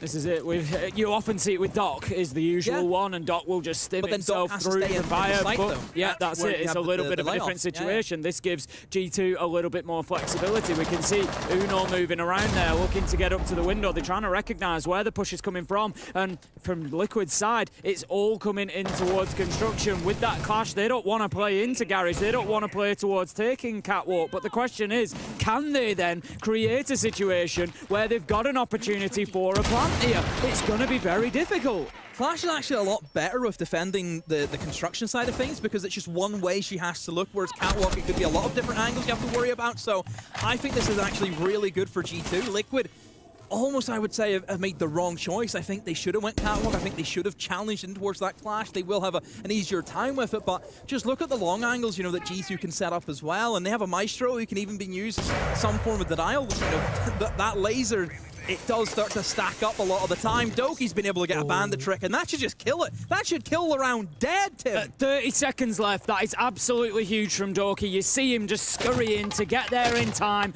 As soon as that impact EMP hits, he's hitting his battery down, and it's absolutely brilliant from him. As you say, G2 really should be able to hold on to this. They've done it brilliantly. The Candelas don't really matter. Uno can just keep that shield in front of him. Virtue, Doki pick up a kill apiece, and G2 have looked great here in round 10. Maya Ness managed to get something, but it's probably going to be too little too late. They take down the clash. Surely not. Maya, he's going looking for kills. The diffuser's down. The final kill is for Alamau. 4-6 as G2 locked down their 3rd round in a row. A complete defensive sweep, and that was great from them. They bring the clash, they put it out on catwalk, and they've read into the game the thought to think, yeah, they're not going to want to challenge that. They're going to go construction, so we've stacked up our defense. defense on that side. Really good stuff from G2 there. It's a bandit trick for me. Like a bandit trick happening at that stage. I mean, first of all, why are they trying to get the wall open at 45 seconds? That's way too late. That should be step one.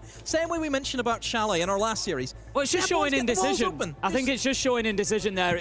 It's the plan wasn't really to open that. It was, let's get to construction. Yeah, we'll work from that. This isn't working. We're getting too much pressure from inside the site. Right, we now need to open that wall. And it was just that sort of changing landscape of how the round was going, I think. But like you say, it's too little too late at that point. The thing is, though, with Liquid, this game should have been killed off rounds ago. It should have been done. You have opened the door for G2. G2 now, their tails are going to be up. The confidence is going to be up with that team. 2 rounds with the way they're playing and currently the momentum that they have, it's doable now. Oh, it's definitely doable. Liquid have allowed G2 back in the game where it should have been killed off. The fact that it was 6-1 Liquid and then Liquid have just had to hit the tack timeout says it all. You know, they've got to a point where now they're trying to get it over the line, and the problem that they've got is the sites that they're going to be attacking onto. They're now attacking onto G2's first 2 choices. They go into Gym and Bedroom, Church and Arsenal. And I know that top floor was almost an ace clutch for Nest. Shouldn't have been. It shouldn't have been anywhere near. It's the reality. I think it was 4v1. Like, it shouldn't have been anywhere near. So that's what we have to look at from that perspective. Not that, oh, it came down to a 1v1 last time. This is good for no, it wasn't. No. The actual attack was not good. And let's be 2 of those 4 were sat right on top of each other around the corner. He just sprayed both of them. On the revive. So, yeah, you know, it's a situation that shouldn't have been anywhere near. G2 are much better at this site than maybe the result last time around suggests. So let's see how it goes. We head into round 11. G2 are fighting back phenomenally. They were 6-1 down. If you've joined us partway through this, they are on a comeback trail against the Liquid side that have been very good so far. This is turning into a seriously mouth-watering game demo. Gym Bedroom. Here we go. See the cash hold? We see this all the time, isn't it? You kind of extend in towards cash to waste a bit of time here and there. Some utility as well. You have the shield in towards top red as well. Some ADS is stacked up also. So yeah, pretty standard, pretty basic setup from G2, but one that we know works quite well. But Liquid, whenever we seen them attack here last time, they were very focused on using that Ying to see if they can clear away a path in towards Logi, for example.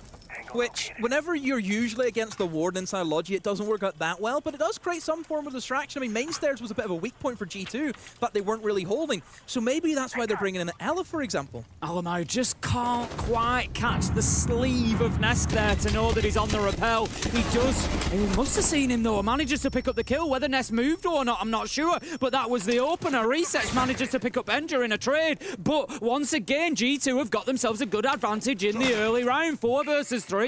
Nesk and Maya off the board, and it's the Ying gone again demo. We've seen that utility loss in the early round too many times to Liquid. It was a pre-place from Benja. He set it underneath the breach, and all he has to do is wait for Uno to say, one's in, boom, boom, boom, and that gets you a free kill. So great little bit of synergy there from Uno and from Benja. Uno, though, did get thrown down, and they know exactly where he is, and one player is going to be downstairs below him right now, but Uno isn't moving his feet. He's just trying to stay alive. That's all he can do. He gets 1 kill. Oh, misses out on a second and a third, but still, he gets his kill, Tim. That is the key thing. It is when G2 have got the man advantage as well, because they can just take that trade game all day long and they win the round. It's 3 versus 2 at the minute. All Uno needs is to take one of them out, and he takes the thermite. So, yes, they've done the breaching, but if they wanted any further options, they are now gone. They've also lost the smoke cover as well, because those have gone along with the thermite. So, it's getting tough. Resets manages to pick up Virtue though. 2 versus 1 as the trade is there from Doki. He's looking for more, but he's going to be taken down. It's Paulu! Paulu manages to find the final kill! It's a 1v2 clutch from Paulu to win this out and take map 1 over the line for Team Liquid. How has he done it? My word! I mean, it's just one of them. It's just a clutch that should never have been allowed to happen. I mean, Alamo just sprints at him. Essentially, Alamo just full on goes for it. Oh, I think the reactions of the Liquid players say it all there. They are ecstatic with that win on Clubhouse against G2 to kick off this game. What a matchup we've just had. That was absolutely brilliant. It looked like it was going to be a run over for Liquid when it was 6-1, but then G2 valiantly fought their way back in before it was a 1v2 clutch to close things out from Parlu. Nesk, Maya, Resets, all having huge games. Parlu doing his job. Lagonis on the support. Liquid looking good. Yeah, I mean, G2, look, the first half, that was where you look at and say that's where we lost it.